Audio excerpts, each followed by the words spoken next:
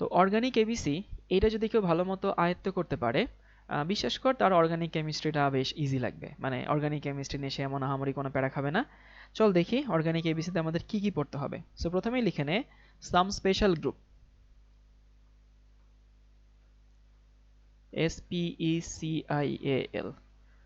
আমার বুয়েট পরীক্ষায় প্রথম প্রশ্ন কেমিস্ট্রিতে ওপেন করছিলাম এবং প্রথম প্রশ্নে ওপেন করে দেখি যে এরকম কয়েকটা গ্রুপের নাম আসছে। মাশাআল্লাহ, আমি ওখানে 5টার মধ্যে মনে হয় 2টা বা 1টা পারতাম। মানে হচ্ছে এর বাইরে আমি দেখলাম আর কিছুই পারি না। সো সাম স্পেশাল গ্রুপ, কিছু স্পেশাল গ্রুপ আমাদেরকে পড়তে হবে।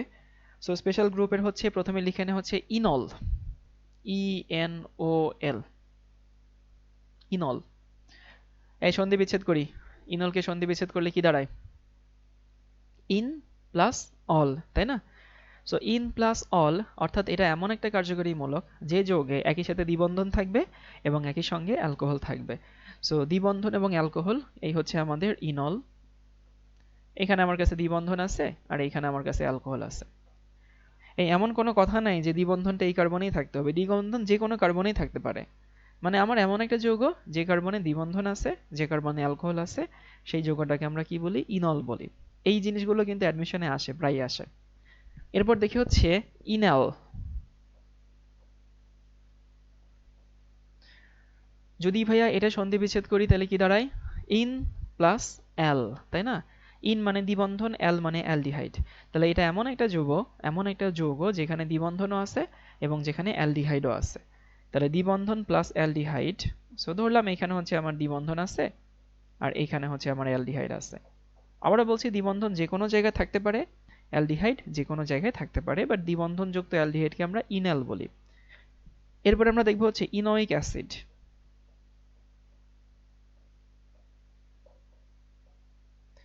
এইটার আশা করি নাম শুনে সবাই বুঝে গেছি। ইনোয়িক অ্যাসিড মানে এমন একটা যৌগ যেখানে দ্বিবন্ধন থাকবে এবং যেখানে অ্যাসিড গ্রুপ থাকতে হবে। নট নেসেসারিলি এরা কাছাকাছি থাকতে হবে বা অমুক কার্বনে তমুক কার্বনে থাকতে হবে এমন কোনো কথা নেই, যে কোনো কার্বনে থাকলেই হচ্ছে। সো ইনোয়িক অ্যাসিড হচ্ছে, ধর এরকম নিলাম আমি, এখানে দ্বিবন্ধন আছে, এখানে সি ডাবল ওই আছে। তাহলে একটা হচ্ছে ইনল, একটা হচ্ছে ইনাল, একটা হচ্ছে ইনোয়িক অ্যাসিড। এরপরে দেখি আমার সময় বুয়েটে যেটা আসছিল, আমার সময় আসছিল হচ্ছে এইটা ইনামিন। ইনামিন, ইনামিন মানে কি? এটা আমার সময় আসছিল বুয়েটে। ইনামিন মানে এমন একটা যৌগ যেখানে দ্বিবন্ধন থাকবে এবং যেখানে অ্যামিন থাকবে, তাই না? এটার নাম হচ্ছে ইনামিন। সো ইনামিন হচ্ছে এইটা, আমার কাছে এখানে দ্বিবন্ধন আছে আর এখানে হচ্ছে NH2 আছে। সো দ্বিবন্ধন প্লাস NH2, এটার নাম হচ্ছে ইনামিন। এরপরে হচ্ছে ইমিন। এখন দেখ ইনামিন এবং ইমিনের মধ্যে হালকা একটু পার্থক্য আছে। পার্থক্য কি জানিস? ইনামিনে হচ্ছে এই যে দ্বিবন্ধনটা আছে সেই দ্বিবন্ধনটা অন্য কোথাও থাকবে, মানে চেইনের অন্য কোথাও। বাট ইমিনে এই দ্বিবন্ধনটা থাকবে হচ্ছে নাইট্রোজেনের সাথে। মানে ব্যাপারটা এরকম যে ধর আমার কাছে এখানে হচ্ছে NH, এই যে একটা যৌগ আছে, খেয়াল করছিস সেখানে কিন্তু অ্যামিন ছিল কিন্তু সেই অ্যামিনটার সাথে দ্বিবন্ধন ছিল না, ইন অ্যামিন মানে আলাদা আলাদা। আর এখানে হচ্ছে অ্যামিন থেকে ইমিন হয়ে গেছে। সো ইন অ্যামিন ছিল, এখানে অ্যামিন থেকে হয়েছে ইমিন। অ্যামিন থেকে ইমিন মানে হচ্ছে সরাসরি নাইট্রোজেনের সঙ্গে দ্বিবন্ধন থাকবে। তাহলে ইনামিনে হচ্ছে দ্বিবন্ধনের সাথে NH2 আর ইমিনে হচ্ছে সরাসরি নাইট্রোজেনের সঙ্গে NH। তারপরে হচ্ছে কিটোইন।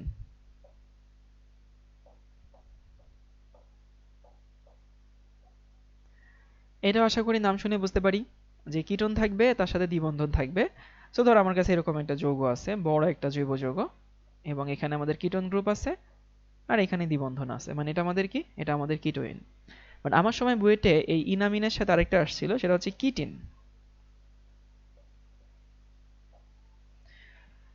তুই যদি ভাইয়া ইনামিন আর ইমিন বুঝিস তাহলে কিটোইন আর কিটিন তোর কাছে ডাল ভাত মনে হবে। কারণ কি? ইনামিনে যেরকম দ্বিবন্ধনটা অন্য জায়গায় ছিল, ইমিনে যেরকম দ্বিবন্ধনটা নাইট্রোজেনের সঙ্গে ছিল, এইখানেও ডিফারেন্স এরকম যে কিটোইনে দ্বিবন্ধনটা আলাদা থাকবে কিন্তু কিটিনে দ্বিবন্ধন সরাসরি কিটোন গ্রুপের সঙ্গে থাকবে। অর্থাৎ কার্বন অক্সিজেন দ্বিবন্ধন এবং তার সঙ্গে হচ্ছে দ্বিবন্ধন। মানে খেয়াল করছিস এইখানে দ্বিবন্ধনটা সরাসরি কিটোন গ্রুপের সঙ্গে যুক্ত, বাট এখানে দ্বিবন্ধনটা কিটোনের সঙ্গে যুক্ত না। এ সবাই কি ফিল করতে পারছে এটুকু? সন্ধি বিচ্ছেদ করবো, জাস্ট সন্ধি বিচ্ছেদ। বাংলা ব্যাকরণের সন্ধিবিচ্ছেদ।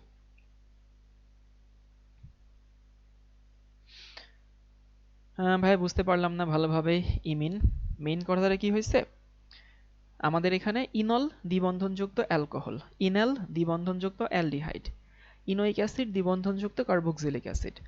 ইনামিন আর ইমিন, ইনামিন আর ইমিনের মধ্যে পার্থক্য কি? ইনামিনও দ্বিবন্ধন থাকে, ইমিনও দ্বিবন্ধন থাকে, বাট ইনামিনের ইনটা দেখ আলাদা, মানে ইনটা আলাদা। এখানে অ্যামিন কিন্তু ইন প্লাস অ্যামিন, মানে ইনামিন আছে, অর্থাৎ এখানে অ্যামিনটা কিন্তু ইনটা একটা আছে, অ্যামিনটা অ্যামিনের মতোই আছে। সো অ্যামিনটা অ্যামিনের মতোই আছে, ওই জায়গায় অন্য কোথাও দ্বিবন্ধন আছে। আর এইখানে অ্যামিন থেকে সরাসরি ইমিন হয়ে গেছে, সো অ্যামিন ইটসেলফ আর অ্যামিন নাই, অ্যামিন ইটসেলফ ইমিন হয়ে গেছে।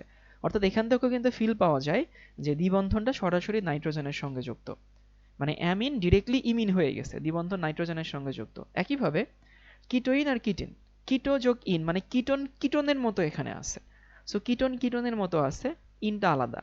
ঠিক একইভাবে কিটিন জাস্ট সরাসরি কিটোনের সাথে দ্বিবন্ধন যুক্ত। সো ইনামিন অ্যামিনে যেরকম দ্বিবন্ধন আলাদা, দ্বিবন্ধন একসাথে অ্যামিন নাইট্রোজেনের সাথে, আর এখানে হচ্ছে কিটোইন এবং কিটিন, কিটোইনে দ্বিবন্ধনটা আলাদা, কিটিনে দ্বিবন্ধনটা একসাথে।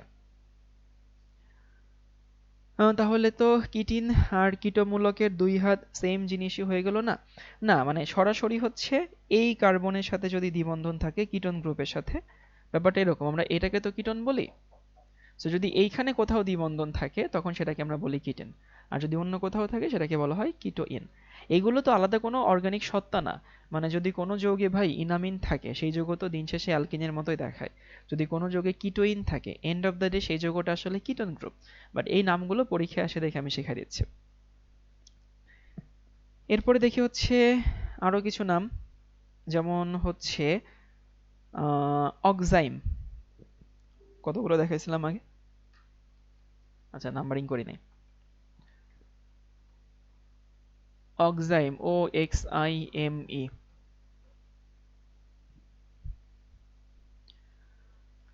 সো অক্সাইম হচ্ছে কিরকম? অক্সাইম হচ্ছে এইটা, সেটা হচ্ছে নাইট্রোজেনের সঙ্গে দ্বিবন্ধন থাকবে, আর এখানে হচ্ছে OH, মানে অক্সাইম নামটা আসছে অক্সি ইমিন থেকে। এখানে যদি অক্সিজেন না থাকতো তাহলে এটা হয়তো ইমিন, আর অক্সিজেনের জন্য কি হইলো অক্সি ইমিন, সন্ধি করলে কি হয় অক্সাইম হয়। তারপরে হচ্ছে নাইট্রোসো, NITROSO। নাইট্রোস হচ্ছে কখনো যদি কোনো জৈব যৌগের সাথে NO গ্রুপ থাকে তখন এটাকে আমরা কি বলি, এটাকে আমরা নাইট্রোসো গ্রুপ বলি।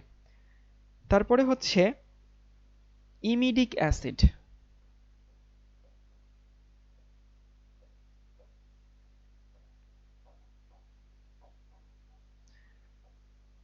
ইমিডিক অ্যাসিড কোনটা? ইমিডিক অ্যাসিড হচ্ছে এইটা, এখানে হচ্ছে কার্বন, এখানে হচ্ছে NH এবং এখানে হচ্ছে OH। আচ্ছা আমি এর একটা ফিল করাই দেই যে ইমিডিক অ্যাসিড আসলে কিভাবে অ্যাসিড হয়। ধর আমরা তো এইটা চিনি যে সি, এখানে ও, এখানে হচ্ছে OH, এটা কার্বক্সিলিক অ্যাসিড তাই না? আর এখানে হচ্ছে সি, এখানে হচ্ছে NH এবং হচ্ছে OH। আমরা একটু বোঝার চেষ্টা করি, একটু ফিল করার চেষ্টা করি। ভাই এটা তো অ্যাসিড, নাম কি কার্বক্সিলিক অ্যাসিড, মানে অক্সিলিক অ্যাসিড, অক্সিজেন আছে দেখে অক্সিলিক অ্যাসিড। এখন এখানে যদি অক্সিজেন থাকে তো আসলে একটা অ্যাসিড কেন অ্যাসিড হয়? একটা অ্যাসিড হয় এই কারণে অ্যাসিড হয়, একটু বুঝাই দিচ্ছি। যে ধর আমার কাছে এখানে অক্সিজেন আছে, সে নিজের দিকে ইলেকট্রনকে টানে, সে নিজের দিকে ইলেকট্রন টানে দেখেই হচ্ছে এই হাইড্রোজেনটা বের হয়ে যেতে পারে, কারণ হাইড্রোজেনকে বের হয়ে যেতে গেলে তো ইলেকট্রনকে পেছনের দিকে কেউ একজনকে টানতে হয়, তার জন্য অক্সালিক অ্যাসিড বা কার্বক্সিলিক অ্যাসিড অ্যাসিড হয়। এখন এখানে যদি অক্সিজেন না থেকে যদি নাইট্রোজেন থাকে সেম ঘটনাই কিন্তু ঘটবে। আর এখানে কি থাকে? এখানে OH থাকে। সেম ঘটনা কিভাবে ঘটবে? ভাই এখানে নাইট্রোজেন নিজের দিকে ইলেকট্রন টানে, ওইখানে টানতো অক্সিজেন আর এখানে টানতো নাইট্রোজেন। এখন নাইট্রোজেনের সঙ্গে একটা হাইড্রোজেন আছে, সেটা তো যোজনী ইস্যু, সেটা তো এমন আহামরি বিগ ডিল না। বাট এটা যদি অ্যাসিড হয় এটাও অ্যাসিড হবে, আশা করি এটুকু সবাই বুঝে। ওইটা হচ্ছে অক্সালিক অ্যাসিড, মানে কার্বক্সিলিক অ্যাসিড, কার্বন তো থাকবেই, তারপরে অক্সিলিক অ্যাসিড কেন? অক্সিজেন আছে। আর এখানে কেন এটাকে ইমিডিক অ্যাসিড বলা হয়? কারণ এই যে ইমিন মূলক আছে, তো এই জন্য নাম হচ্ছে এটাকে ইমিডিক অ্যাসিড। মনে রাখবি কার্বক্সিলিক অ্যাসিড যে কথা, ইমিডিক অ্যাসিড সেই টাইপের কথা, খালি যেখানে অক্সিজেনের সঙ্গে দ্বিবন্ধন ছিল এখানে নাইট্রোজেনের সঙ্গে দ্বিবন্ধন থাকবে। আর নাইট্রোজেনের সঙ্গে দ্বিবন্ধন থাকলে নাইট্রোজেনের হাত পূরণের জন্য অটোমেটিক্যালি সেখানে একটা হাইড্রোজেন চলে আসবে। তারপরে হচ্ছে এটা তো বোধহয় আমরা জানি যে একটা হচ্ছে অ্যামাইড, তাই না? অ্যামাইড আমরা জানি, বাট অ্যামাইড কেন শেখাচ্ছি একটু পরে বলছি। অ্যামাইড হচ্ছে CONH2, দিস ইজ অ্যামাইড। এই অ্যামাইড যদি কখনো সাইক্লিক হয়, মানে ধর আমি এখানে একটা অ্যামাইড রাখবো, সাইক্লিক অ্যামাইড। সাইক্লিক অ্যামাইডের একটা নাম আছে এবং আমার সময় বইটা আসছিল, 5টা আসছিল, তো তার মধ্যে এটা। সো আমরা একটু দেখি সাইক্লিক অ্যামাইড। সাইক্লিক অ্যামাইড মানে হচ্ছে এইটা, ধর হচ্ছে কার্বন, এখানে হচ্ছে NH, তারপর হচ্ছে এখানে কার্বন সংখ্যা যে কোনো কিছু হইতে পারে, বুঝছিস?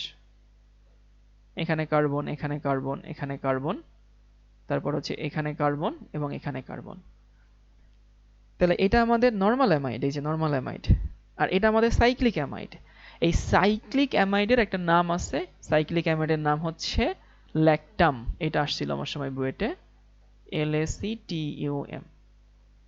এই ল্যাকটাম হইতে গেলে কার্বন এখানে আমি 6টা নিছি, কার্বন 6টা হইতে হবে এমন কোনো কথা কিন্তু নাই, কার্বন যে কোনো সংখ্যক হইতে পারে। ল্যাকটাম হচ্ছে একটা জেনেরিক নাম, যেমন ইথারে কার্বন 2টা 3টা 5টা 6টা 7টা 8টা 10টা যে কোনো কিছু হতে পারে, দুনিয়া সবাই তো ইথার। ঠিক সেরকম ল্যাকটামে কার্বন সংখ্যা অনেক কিছু হতে পারে, যে কোনোটাই হচ্ছে ল্যাকটাম। তাহলে কি বললাম ভাইয়া? সেটা হচ্ছে অ্যামাইড তো নরমাল অ্যামাইড, অ্যামাইডকে যখন সাইক্লিক করা হয় তখন সেটা সাইক্লিক অ্যামাইড হয় এবং সেটাকে আমরা বলি হচ্ছে ল্যাকটাম। এরপরে দেখি, আমরা জানি হচ্ছে দেখ যদি এরকম কখনো থাকে সাইক্লিক ইথার,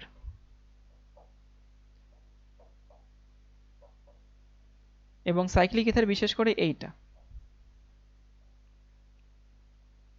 এইটার একটা নাম আছে, এটা পরীক্ষায় মাঝে মধ্যে আসে, মানে 2 কার্বনের সাইক্লিক ইথার। এখন এটা সাইক্লিক ইথার কেমনে বুঝছি? ওই যে অক্সিজেন আছে এবং দুই পাশে সিঙ্গেল বন্ড আছে। সো অক্সিজেন এবং দুই পাশে সিঙ্গেল বন্ড যদি থাকে, এই যৌগের নাম হচ্ছে ইপক্সি। নামটা মনে রাখিস, EPOXI। নামটা কি বললাম ভাইয়া? নামটা হচ্ছে ইপক্সি। সংক্ষেপে এটাকে বলা হয় ইপক্সি যৌগ। হ্যাঁ, ইপক্সি ইথেন তো এটার পুরো নাম, বাট ওই যৌগের নর্মাল নাম হচ্ছে ইপক্সি। তারপরে হচ্ছে আমরা আরো কিছু নাম দেখব। নাম দেখব হচ্ছে 4টা নাম এখানে একটু লিখব। একটা হচ্ছে হেমিএসিটাল, হেমিকিটাল,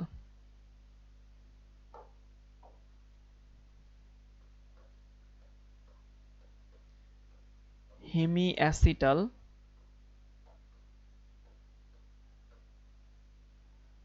তারপরে হচ্ছে অ্যাসিটাল,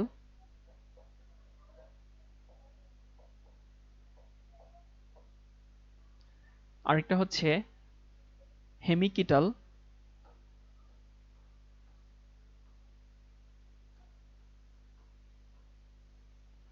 এবং আরেকটা হচ্ছে কিটাল।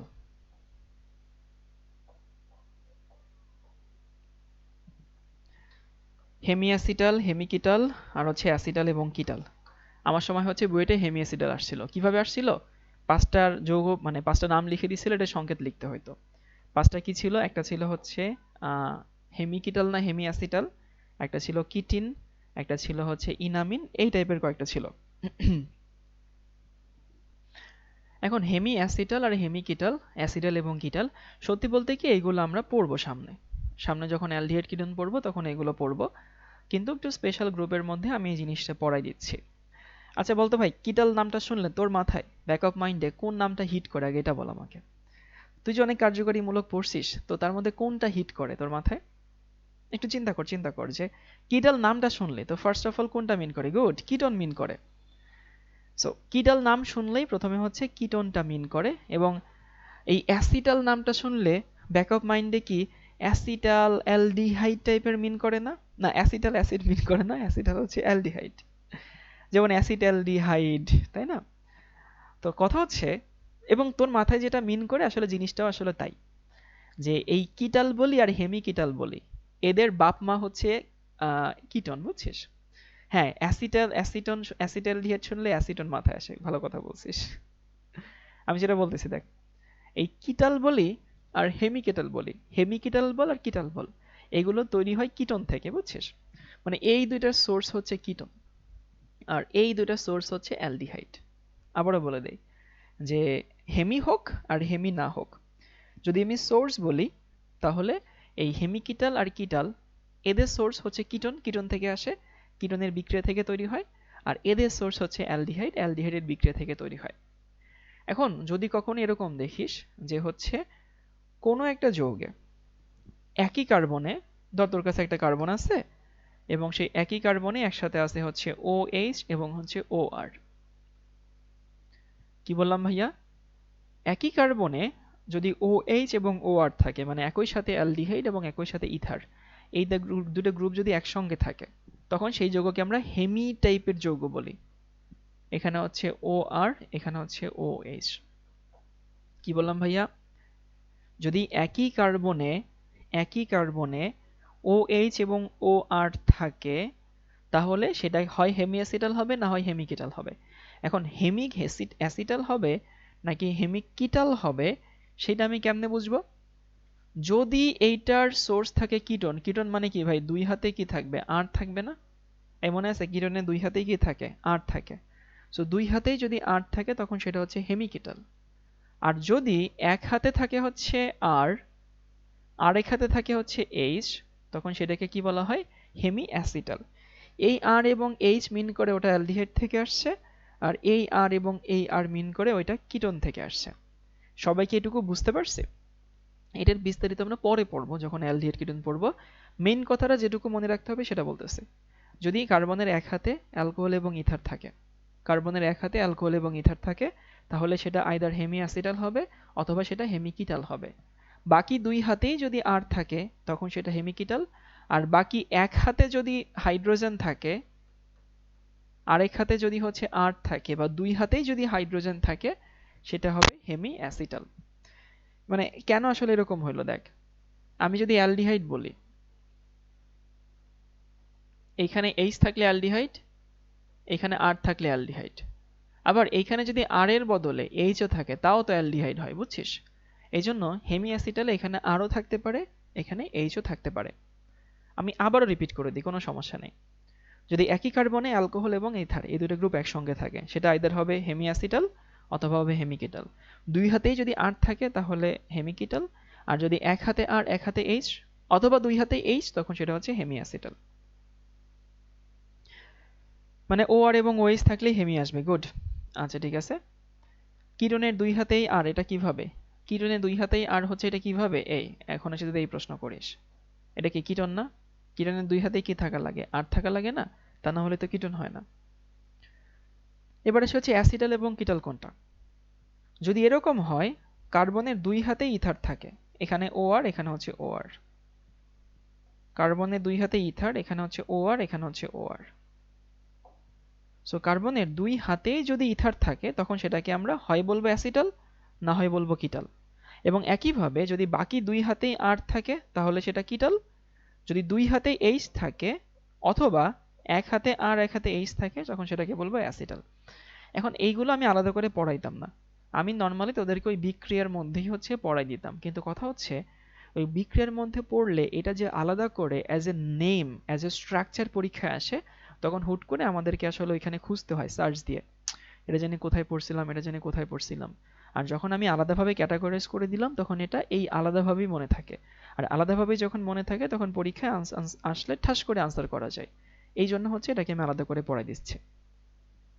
তাহলে কি বললাম ভাইয়া, একটু সংক্ষেপে রিপিট করি। সেটা হচ্ছে আমরা কয়েকটা স্পেশাল নাম পড়ছি। স্পেশাল নাম হচ্ছে ইনল, দ্বিবন্ধনযুক্ত অ্যালকোহল; ইনেল, দ্বিবন্ধনযুক্ত অ্যালডিহাইড; ইনোয়িক অ্যাসিড, দ্বিবন্ধনযুক্ত কার্বক্সিলিক অ্যাসিড; ইনামিন, দ্বিবন্ধনযুক্ত অ্যামিন; ইমিন, দ্বিবন্ধনযুক্ত অ্যামিন বাট দ্বিবন্ধনটা নাইট্রোজেনের সঙ্গে থাকতে হবে; কিটোইন, দ্বিবন্ধনযুক্ত কিটোন; কিটিন, দ্বিবন্ধনযুক্ত ketone but the double bond has to be attached with ketone group. এরপরে হচ্ছে, আচ্ছা একটা প্রশ্ন করি, আমি মাঝে মধ্যে যে হচ্ছে এমনিতেই ইংলিশ টার্মগুলো বলি, কারণ এখানে ইংলিশ ভার্সনের অনেকে আছে, কারো মনে হয় সমস্যা হওয়ার কথা না, বা মাঝে মধ্যে দু একটা সেন্টেন্স আমি ইংরেজিতে বলি। হয়েছে কি, সেদিন হচ্ছে আমাকে ইউটিউবে পরিবেশ রসায়ন প্লেলিস্টে একজন একটা মেয়ে কমেন্ট করছে, তোরকে দেখাবো না, সে বলতেছে ভাইয়া আপনার ক্লাস করতে গেলে অনেক স্মার্ট হইতে হয়, অনেক ইংলিশ জানতে হয়, আপনার তো বোঝা উচিত যে এখানে বাংলা মিডিয়ামের স্টুডেন্ট বেশি। তো আমি পরে চিন্তা করলাম, ও মা, আমি আমি এবার এমন ইংলিশ কখন বললাম বা কি বললাম? মানে আমি তো বাংলা বলি, তারপরে মাঝে মধ্যে ইংলিশ টার্মগুলো বলে যাই যেন সবার ক্লাস করতে সুবিধা হয়। তারপর হচ্ছে অক্সাইম। অক্সাইম মানে হচ্ছে দ্বিবন্ধনযুক্ত নাইট্রোজেন তার সাথে OH, এটাকে বলা হয় অক্সাইম। নাইট্রোসো হচ্ছে NO। ইমিডিক অ্যাসিড কার্বক্সিলিক অ্যাসিডের মতো সেম সেম এক কালার, খালি এখানে যেখানে দ্বিবন্ধনযুক্ত অক্সিজেন আর হচ্ছে সেখানে দ্বিবন্ধনযুক্ত NH আছে। অ্যামাইড তো অ্যামাইড, অ্যামাইড যখন সাইক্লিক অ্যামাইড হবে তখন সেটাকে আমরা কি বলি? সেটাকে বলি হচ্ছে ল্যাকটাম। বাট আমার কাছে যারা পড়ে বাংলা ভার্সনে ওরা আইওটিতে কোনো খুব একটা সমস্যা হয় না, কারণ আমি সাথে সাথে ইংলিশ টার্মগুলো ম্যাক্সিমাম টাইমে বলে দিয়ে যাই। সাইক্লিক ইথারকে ইপক্সি বলা হয়, আর হেমিঅ্যাসিটাল হেমিকেটাল। একই কার্বনের সাথে OH এবং OR থাকলে হেমি থাকে, দুই হাতে, বাকি দুই হাতে আর থাকলে হেমিকিটাল, আর এক হাতে আর এক হাতে H অথবা দোনো হাতে H থাকলে হেমিঅ্যাসিটাল। আর যদি দুই হাতে OR থাকে তখন সেটাকে আমরা আইদার অ্যাসিটাল অথবা কিটাল বলবো। বাকি দুই হাতে আর থাকলে কিটাল, বাকি এক হাতে আর এক হাতে H বা দোনো হাতে H থাকলে সেটাকে আমরা বলি হচ্ছে অ্যাসিটাল। এই কাঁচা বাচ্চারা এইটুকু কি বুঝতে পারছি?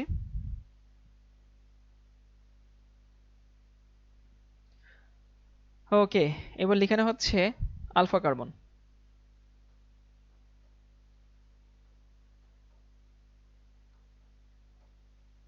আর তোদের মধ্যে যারা ইংলিশে উইক আছিস তাদেরকে আমি একটা পরামর্শ দিচ্ছি ভাই, ইংলিশ এই সাবজেক্টটাতে উইকনেস রাখিস না।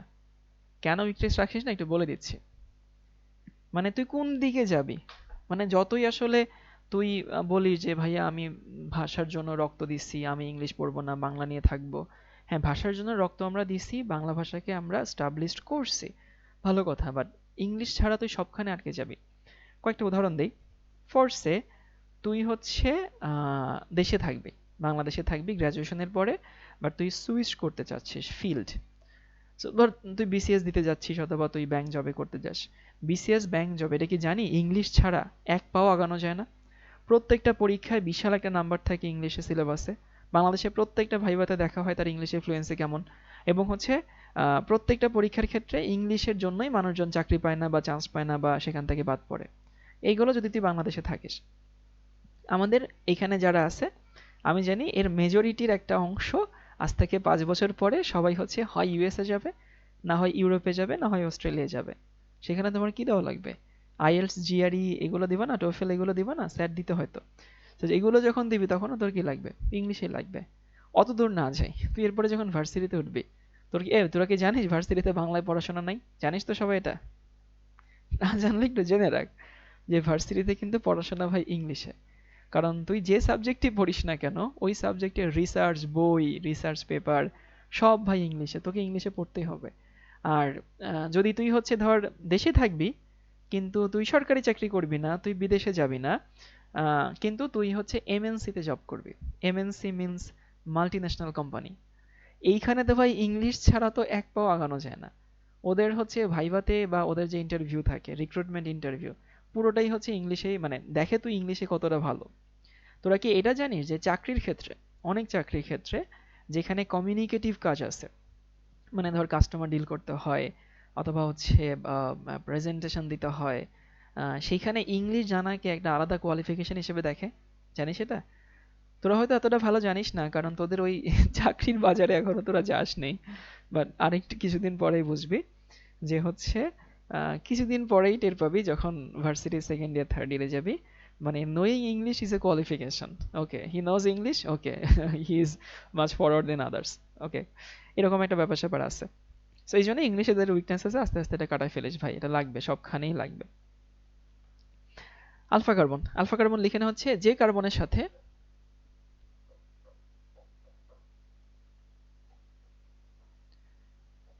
যে কার্বনের সাথে কার্যকরী মূলক যুক্ত বা ফাংশনাল গ্রুপ যুক্ত।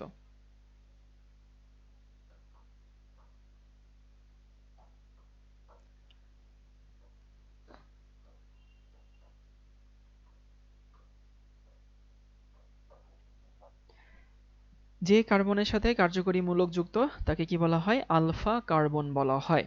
সো আমরা কয়েকটা জিনিস দেখি। ধর এই যে আমার কাছে এখানে একটা যৌগ আছে এবং ধরলাম এখানে হচ্ছে আমাদের OH। তাহলে বলতো ভাই এখানে আলফা কার্বন কোনটা? কোন কার্বনের সাথে কার্যকরী মূলক যুক্ত? যে এই কার্বনের সঙ্গে কার্যকরী মূলক যুক্ত, তাই না? তাহলে যেহেতু এই কার্বনের সঙ্গে কার্যকরী মূলক যুক্ত, তাহলে এটা হচ্ছে আমাদের কি কার্বন? Alpha carbon. আর আলফা কার্বনের সঙ্গে যে কার্বন যুক্ত থাকে তখন সেটাকে বিটা কার্বন বলা হয়। সো এটা হচ্ছে বিটা কার্বন। আবার এটাও কি কার্বন? Beta carbon. এখানে একাধিক বিটা কার্বন আছে। যদি আমি এখানে এরকম একটা যৌগ লিখি, ধর হচ্ছে এখানে আমার কাছে কিটোন আছে, একইভাবে এটা হচ্ছে আলফা কার্বন, এটা হচ্ছে বিটা কার্বন, এটা হচ্ছে বিটা কার্বন। এবং বিটা কার্বনের সঙ্গে যে কার্বনটা যুক্ত তাকে গামা কার্বন বলা হয়। কিন্তু এই আলফা বিটা গামা এই জিনিসগুলো না এত সুন্দর না। এই জিনিসগুলো খুব ভালো মতো আসলে সিকোয়েন্স যায় না। আলফার সাথে যেটা যুক্ত সেটা বিটা, বিটার সঙ্গে যেটা যুক্ত সেটা না হয় গামা হইল আর কি। কিন্তু এরপরে তুই কি করবি, তাই না? এরপরে তো কিছু করা যাবে না। তো এই জন্য আমরা আলফা বিটা এখন আর খুব একটা ইউজ করা হয় না, এই জন্য আমরা সরাসরি নাম্বারিং করি 1 2 3 4। বাট তারপরেও অনেক জায়গায় দেখবি যে আমি আলফা বিটা গামা এগুলো দেখাবো। সো এই জন্য একটু শিখে নে। যদি এরকম বলি, তোরা যে ভুলটা করিস, ধর আমি এরকম একটা যৌগ লিখলাম CH3, এখানে CH2, এখানে CH2। এই বাচ্চা বাচ্চারা বলতো এখানে আলফা কার্বন কোনটা?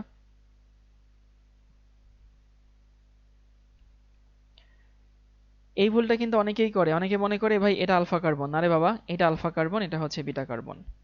এখন কেন এটা আলফা কার্বন না? কারণ এটা নিজে ফাংশনাল গ্রুপ। সো ফাংশনাল গ্রুপের সঙ্গে যে কার্বনটা যুক্ত সেটা হচ্ছে আমাদের আলফা কার্বন। দেখ, এটা কিন্তু কার্যকরী মূলক। তো ওইখানেও কার্বন আছে, বাট ওটা আলফা কার্বন না, ওটা কার্যকরী মূলকের কার্বন। এটা হচ্ছে আমাদের আলফা কার্বন। তাহলে আমরা প্রথমে দেখলাম কি কিছু স্পেশাল কার্যকরী মূলক, তারপর দেখলাম হচ্ছে আলফা কার্বন। এরপরে লিখে নে হচ্ছে ডিগ্রি।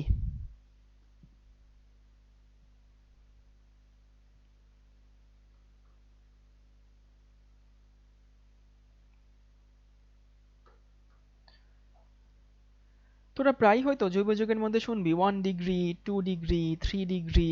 হ্যাঁ, আলফা কার্বনের numbering 2। 3 degree carbon, 2 degree carbon, 2 degree alcohol, এরকম নানান কিছু আছে।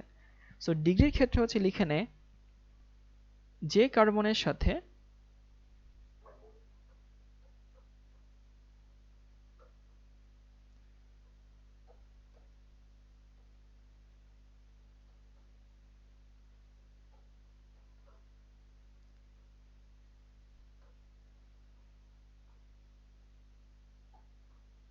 যে কার্বনের সাথে কার্যকরী মূলক যুক্ত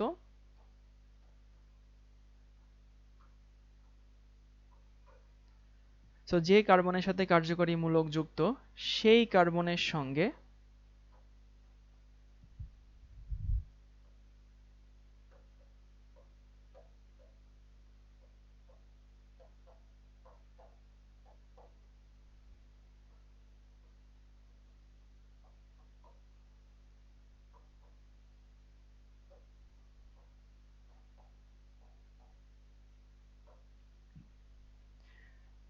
যে কার্বনের সঙ্গে কার্যকরী মূলক যুক্ত সেই কার্বনের সঙ্গে যুক্ত কার্বন সংখ্যা। আচ্ছা, বুঝা দিচ্ছে। এই কথাটা ভাই যতটা কঠিন, এই জিনিসটা তার থেকে অনেক বেশি সহজ। শুনলে মনে হয় ওরে বাবারে বাবা, কি না কি কথা। বাট বুঝা দেওয়ার পরে খুব সহজ মনে হবে। যেমন ধর আমি এরকম একটা যৌগ নিলাম, আমার কাছে ফরস এরকম একটা যৌগ আছে, এখানে OH। এখন আমরা একটু ভালো মতো নোটিস করি যে এই কার্বনের সাথে আমার কি আছে, এই কার্বনের সাথে আমার OH আছে। আচ্ছা, এই কার্বনের সঙ্গে যদি OH থাকে, এই কার্বনের সঙ্গে কয়টা কার্বন যুক্ত আছে? এই কার্বনটা যুক্ত আছে, এই কার্বনটা যুক্ত আছে। তাহলে বলতো ভাই এটা কত ডিগ্রি অ্যালকোহল? এটা 2 ডিগ্রি অ্যালকোহল, তাই না? কারণ এখানে যে কার্বনের সাথে কার্যকরী মূলক যুক্ত তার সঙ্গে দুইটা কার্বন আছে। যদি আমি এরকম একটা যৌগ নেই, ধর আমার কাছে এখানে আছে হচ্ছে OH, এই যে এখানে আছে হচ্ছে OH, আর এখানে আরেকটা মিথাইল মূলক আছে। এটা কত ডিগ্রি কার্বন, কত ডিগ্রি অ্যালকোহল? এইটা হচ্ছে আমাদের সেই মেইন কার্বনটা যে কার্বনের সাথে ফাংশনাল গ্রুপ আছে।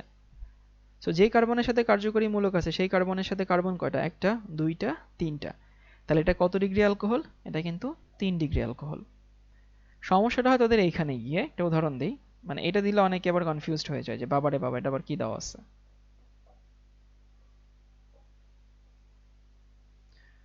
আচ্ছা, বলতে হবে এটা কত ডিগ্রি অ্যালকোহল?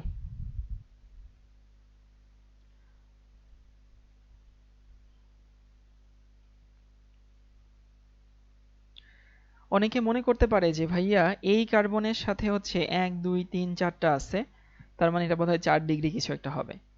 কিন্তু আমরা তো এই কার্বনকে চিন্তাই করব না। আমরা চিন্তা করব কোন কার্বনকে? এই কার্বনকে চিন্তা করব না। মানে তোকে আসলে এটা খুঁজে বের করতে হবে কার্যকরী মূলক কোথায় আছে। সো এই যে কার্যকরী মূলকের সাথে হচ্ছে কয়টা কার্বন আছে? একটা কার্বন আছে, দুইটা কার্বন আছে। তার মানে এটা কত ডিগ্রি অ্যালকোহল? এটাও কিন্তু আমাদের 2 ডিগ্রি অ্যালকোহল। সো এখানে একটু কেয়ারফুল থাকবি যে কার্যকরী মূলক কোথায় আছে সেখানে আমরা কি খুঁজে বের করব? ডিগ্রি খুঁজে বের করব। তাহলে আমরা বেসিকের মধ্যে কি শিখছিলাম? একটা শিখছিলাম কিছু স্পেশাল গ্রুপ, যেমন হচ্ছে ইনল, ইনাল, ইনোইক অ্যাসিড, ইনামিন, ইমিন, কিটোইন, কিটিন, তারপরে হচ্ছে হেমিঅ্যাসিটাল, হেমিকেটাল, অ্যাসিটাল, কিটাল, গেল এটুকু। এবার হচ্ছে আমরা দেখলাম হচ্ছে আলফা কার্বন। যে কার্বনের সাথে কার্যকরী মূলক যুক্ত সেই কার্বনকে আমরা আলফা কার্বন বলি। আলফা কার্বনের সঙ্গে যেটা যুক্ত সেটা বিটা কার্বন। বিটা কার্বন একাধিক হতে পারে, এরকম মহামারী কোনো বাধা ধরা কিছু নাই যে বিটা কার্বন একটাই হবে, দুইটা হতে পারে, ইভেন তিনটাও হতে পারে। আর ডিগ্রি হচ্ছে যে কার্বনের সাথে কার্যকরী মূলক যুক্ত সেই কার্বনের সাথে কতগুলো কার্বন আছে। সো এই কার্বনের সঙ্গে যুক্ত, ওর সঙ্গে দুইটা কার্বন মানে 2 ডিগ্রি। এই কার্বনের সঙ্গে OH যুক্ত 1 2 3টা দেখে 3 ডিগ্রি। এই কার্বনের সাথে যুক্ত কয়টা? 2টা, মানে হচ্ছে 2 ডিগ্রি হবে। ডিগ্রি 3টার বেশি হয় না। হ্যাঁ, এরপরে দেখি হচ্ছে আমরা এইটা একটা হচ্ছে আর অ্যামিনের ক্ষেত্রে এই হিসাবটা একটু অন্যরকম হয়। আর NH2, তারপরে এখানে হচ্ছে নাইট্রোজেন, এইখানে আর, এইখানে H, এইখানে আর, আর নাইট্রোজেন এইখানে, এইখানে, এইখানে, এখানে আর, এখানে আর, এখানে আর। শোন, অ্যামিনের ডিগ্রি বিবেচনা করা হয় নাইট্রোজেনের সঙ্গে যুক্ত কার্বন সংখ্যা দিয়ে, বুঝছিস? অ্যামিনেরটা একটুখানি ব্যতিক্রম, বাট এটা কোনো নিয়ম হিসেবে লেখার দরকার নেই, নর্মালি লিখে নে, ডিগ্রিগুলো লিখলেই হচ্ছে। এইখানে নাইট্রোজেনের সঙ্গে যুক্ত আর কয়টা? একটা, তার মানে এটা একটা 1 ডিগ্রি অ্যামিন। নাইট্রোজেনের সঙ্গে আর কয়টা? দুইটা, তাহলে এটা কত ডিগ্রি অ্যামিন? এটা একটা 2 ডিগ্রি অ্যামিন। নাইট্রোজেনের সঙ্গে আর কয়টা? তিনটা, মানে এটা একটা 3 ডিগ্রি অ্যামিন। তাহলে অ্যামিনের ডিগ্রিটা হচ্ছে হিসাব করা হয় একটু অন্যভাবে। নাইট্রোজেনের সঙ্গে যতগুলো আর থাকে সেটা হচ্ছে আমাদের অ্যামিনের ডিগ্রি। আর অন্যান্য ক্ষেত্রে যে কার্যকরী মূলকের সঙ্গে আমাদের মানে কার্বন যুক্ত সেই কার্বনের সাথে কতগুলো মূলক আছে সেটা হচ্ছে অন্যান্য যৌগের ক্ষেত্রে ডিগ্রি। তাহলে আমরা দেখলাম হচ্ছে আলফা কার্বন কাকে বলে, কিছু স্পেশাল গ্রুপের নাম দেখলাম, তারপরে দেখলাম ডিগ্রি। এরপরে সবাই একটু লিখে নে রিঅ্যাকশন কৌশল বা রিঅ্যাকশন মেকানিজম। একটা লাইন লিখে দিচ্ছি, এই লাইনটা হচ্ছে এরকম: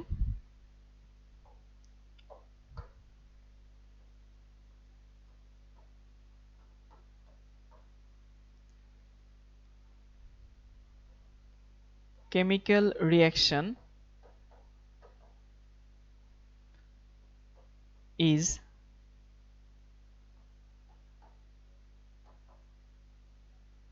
nothing but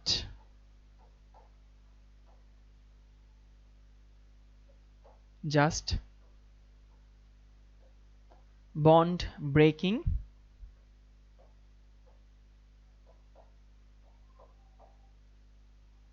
and bond forming.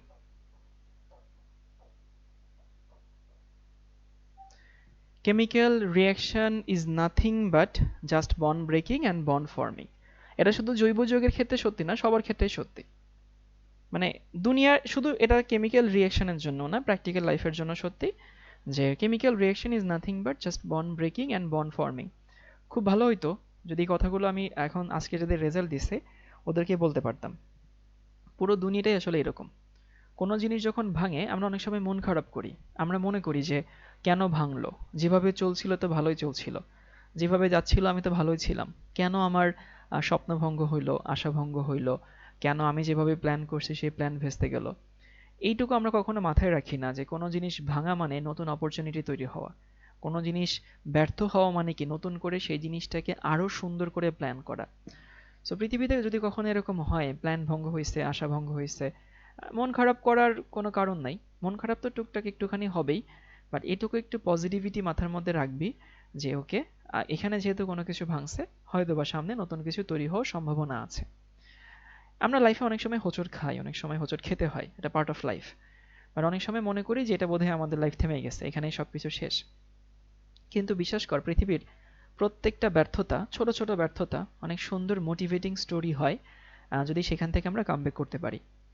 মানে ড্রপ আউট তো অনেকেই হয়, তাই না? আমরা কার গল্প জানি যে ড্রপ আউট হওয়ার পরে বিল গেটস হয়েছে, মার্ক জাকারবার্গ হয়েছে, তার গল্পটা আমরা জানি। বাকিদের গল্প তো আমরা জানি না, এবং তাদের গল্পগুলো আমাদের মোটিভেট করে। ঢাকা শহরে তো 200 টাকা, 700 টাকা, 1000 টাকা খালি পকেটে তো কোটি কোটি মানুষ আসে। আমরা কাদেরকে চিনি? যারা পরবর্তীতে বড় বড় গ্রুপ অফ ইন্ডাস্ট্রিজের চেয়ারম্যান হয়েছে তাদের গল্পগুলো জানি, এবং সেগুলো আমাদেরকে মোটিভেট করে কারণ তারা সফল। সো ভাঙবে লাইফে, আশাভঙ্গ হয়, স্বপ্নভঙ্গ হয়, লাইফে প্ল্যান ভঙ্গ হয়, বাট কোনো কিছু ভাঙা মানে মনে রাখবি সামনে কিছু একটা নতুন হতে যাচ্ছে। আমরা অনেক সময় দেখি না যে ইলাস্টিক যে গুলতি যেগুলো আছে, প্রথমে তো পেছনে আসতে হয় সামনে আগাতে গেলে, পেছনে আসতে গেলে পটেনশিয়াল এনার্জি জমা হয়। সো লাইফে আসলে অনেক সময় হচ্ছে হবে, এরকম হবে, এটা নিয়ে টেনশন নিবি না কখনোই। বাট একটু পজিটিভিটি নিজের মধ্যে রাখবি, যে একটা প্ল্যান ভেস্তে গেছে মানে হাজারটা প্ল্যানের অপরচুনিটি তৈরি হয়েছে। এখন একটা প্ল্যান ভেস্তে গেলে অনেকে আসলে ঘুরে দাঁড়াতে পারে না, কারণ অনেকেই মনে করে যে okay this is the end, but this is just the beginning. এই মেন্টালিটি যদি কারো থাকে তাহলে সে পরবর্তীতে ঘুরে দাঁড়ায়। যেমন আজকে এইচএসসি পরীক্ষার রেজাল্ট দিয়েছে, অনেক স্টুডেন্ট একদম এত পরিমাণ হতাশ হয়ে গেছে ওরা পড়াশোনায় হয়তো করবে না। এই জন্য অনেকে ধরে নেয় যে রেজাল্ট খারাপ হইলে ভালো জায়গায় চান্স পাওয়া যায় না, কারণ 99.5% মানুষ রেজাল্ট খারাপ হইলে হাল ছেড়ে দেয়। বাট দুই একজন কিন্তু হাল ঠিকই ধরে রাখে এবং তারা কিন্তু ঠিকই চান্স পায়।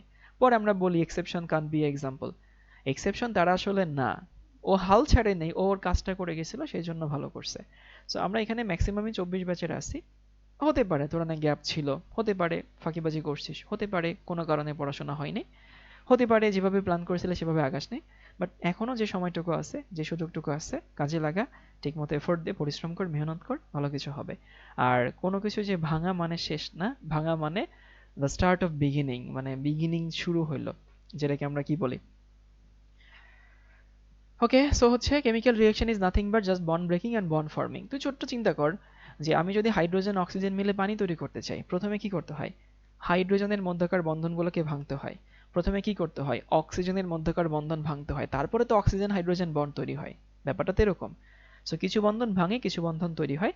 সো আমরা প্রথমে পড়বো হচ্ছে বন্ড বিভাজন, বা এটাকে বলা হয় বন্ড ফিশন। একটু সেভ করে নেই।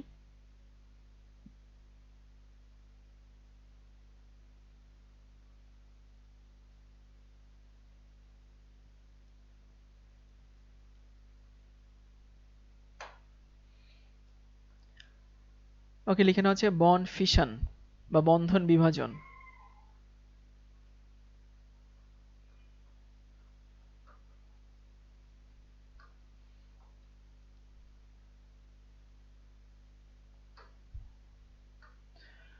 সো বন্ধন বিভাজন দুই রকম হয়।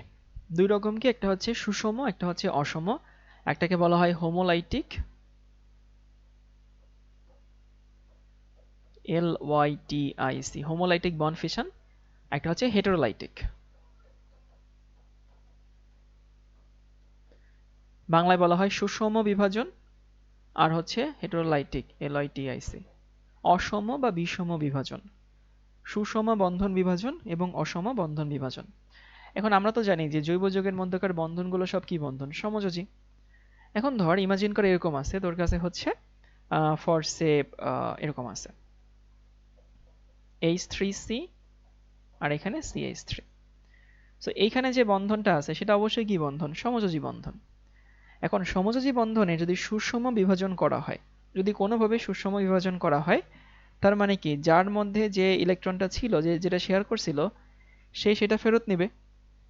সে যদি সেটা ফেরত নেয় তাহলে এখানে আসলে কি দাঁড়ায়? এখানে দাঁড়ায় হচ্ছে CH3। এই যে এখানে একটা হাত ফাঁকা হয়ে গেছে এবং এরকম তৈরি হবে কয়টা? দুইটা। এই কাঁচা বাচ্চার এটাকে আমরা কি নামে ডাকি? যদি কখনো সমযোজী বন্ধনের সুষম বন্ধন বিভাজন হয়, তার একটা নাম আছে, সেই নামটা হচ্ছে ফ্রি রেডিক্যাল, বাংলা বলা হয় মুক্তমূলক। তাহলে এখানে কি তৈরি হচ্ছে? কি তৈরি হচ্ছে? Free radical.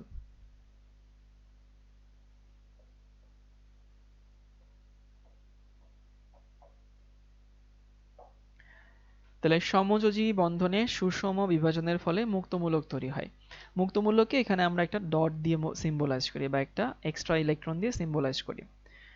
আচ্ছা, মুক্তমূলক এক্সট্রা ইলেকট্রন দিয়ে সিম্বলাইজ করা হয়, বাট আসলে কি মুক্তমূলক ইলেকট্রন কম আছে না মুক্তমূলক ইলেকট্রন বেশি আছে বলতো?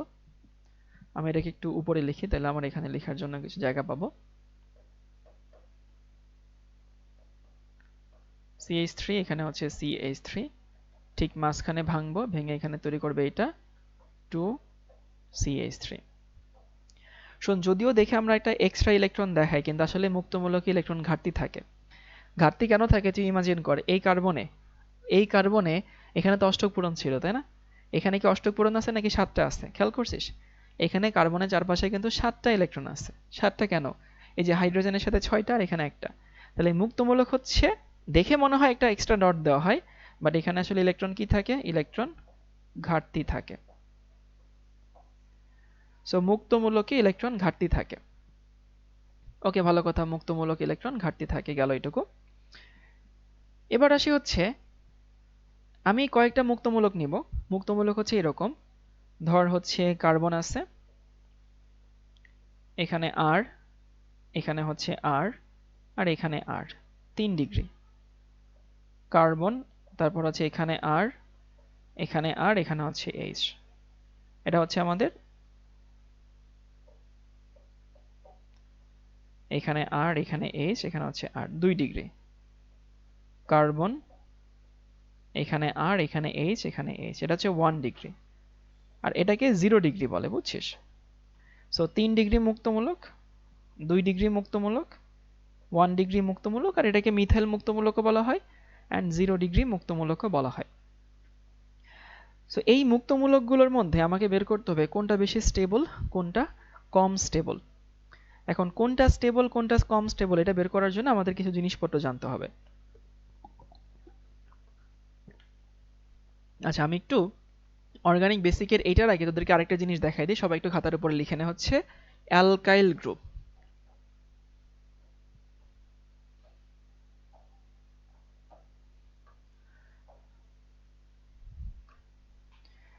অ্যালকাইল গ্রুপ হচ্ছে, মানে আমি আসলে এই জিনিসটা ব্যাখ্যা করব, মুক্তমূলকের মধ্যে কোনটা বেশি স্টেবল, সো আমাদেরকে অ্যালকাইল গ্রুপ নিয়ে একটু আইডিয়া নিতে হবে। অ্যালকাইল গ্রুপ কোনটা, এটাকে আর দিয়ে সিম্বলাইজ করা হয়।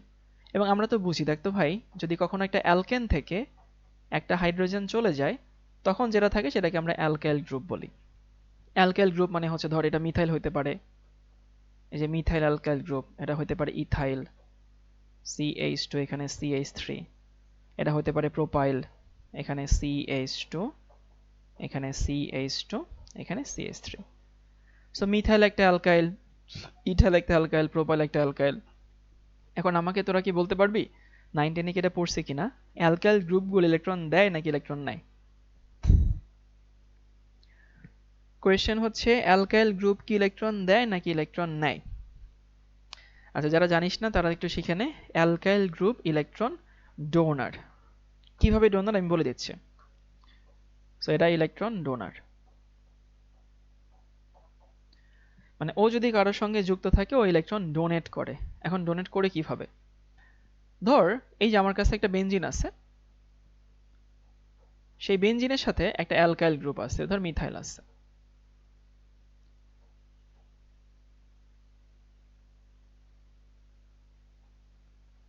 এখানে হাইড্রোজেন, এখানে হাইড্রোজেন, এখানে হাইড্রোজেন। এবার দেখতো ভাই, কার্বন বেশি নেগেটিভ না হাইড্রোজেন বেশি নেগেটিভ? ডেফিনেটলি কার্বন বেশি নেগেটিভ, একটুখানি নেগেটিভ। হাইড্রোজেনের 2.1 আর কার্বনের হচ্ছে 2.5। তাহলে আমি বলতে পারি যে কার্বন হাইড্রোজেনের মধ্যে যে বন্ধন আছে, সেই বন্ধনের ইলেকট্রনগুলো কার দিকে বেশি আসে, কার্বনের দিকে বেশি আসে। এখানে যে ইলেকট্রন আছে সেটাও কার্বনের দিকে বেশি আসে, এখানে যে ইলেকট্রন সেটাও কিন্তু কার্বনের দিকে বেশি আসে। তাহলে 3 দিক থেকে কার্বনের ওখানে ইলেকট্রন আসছে। তাহলে কার্বন যার সঙ্গে যুক্ত, তাকে কি কার্বন ইলেকট্রন দিবে নাকি নিবে? অবশ্যই তাকে কার্বন ইলেকট্রন দিবে, কারণ কার্বনের এখানে 3 দিক থেকে ইলেকট্রন আসছে। এজন্য কোথাও যদি অ্যালকাইল গ্রুপ থাকে, সেখানে সেই ইলেকট্রন ডোনার। এই সবাইকে এটা বুঝতে পারছি যে অ্যালকাইল গ্রুপ হচ্ছে ইলেকট্রন ডোনার, কারণ তার চেয়ে হাইড্রোজেন থেকে নেয় এবং সেটা সে অন্য কাউকে দিয়ে দেয়। এবার আমার প্রশ্ন হচ্ছে, বলতো ভাই, একটা হচ্ছে মিথাইল, একটা হচ্ছে ইথাইল C2H5, আরেকটা হচ্ছে প্রোপাইল C3H7। এই বলতো এদের মধ্যে ভালো ডোনার কে? কে ভালো ডোনার? সোজা এটা ইজি বিজি লেমন স্কুইজি হিসাব, যে কার্বন বেশি হলে তার ডোনেটিং ক্ষমতা কি হবে, বেশি হবে। সো আমি যদি ইলেকট্রন ডোনেটিং ক্যাপাবিলিটি বলি, তাহলে এ অবশ্যই ভালো ডোনার হবে, তাই না? যত বেশি কার্বন, যত বড় অ্যালকাইল, সে তত ভালো ডোনার হবে। আচ্ছা, দেখি আরেকটা বুঝি কিনা, যে এই প্রোপাইল তো দুই রকম হয়। একটা হচ্ছে এরকম,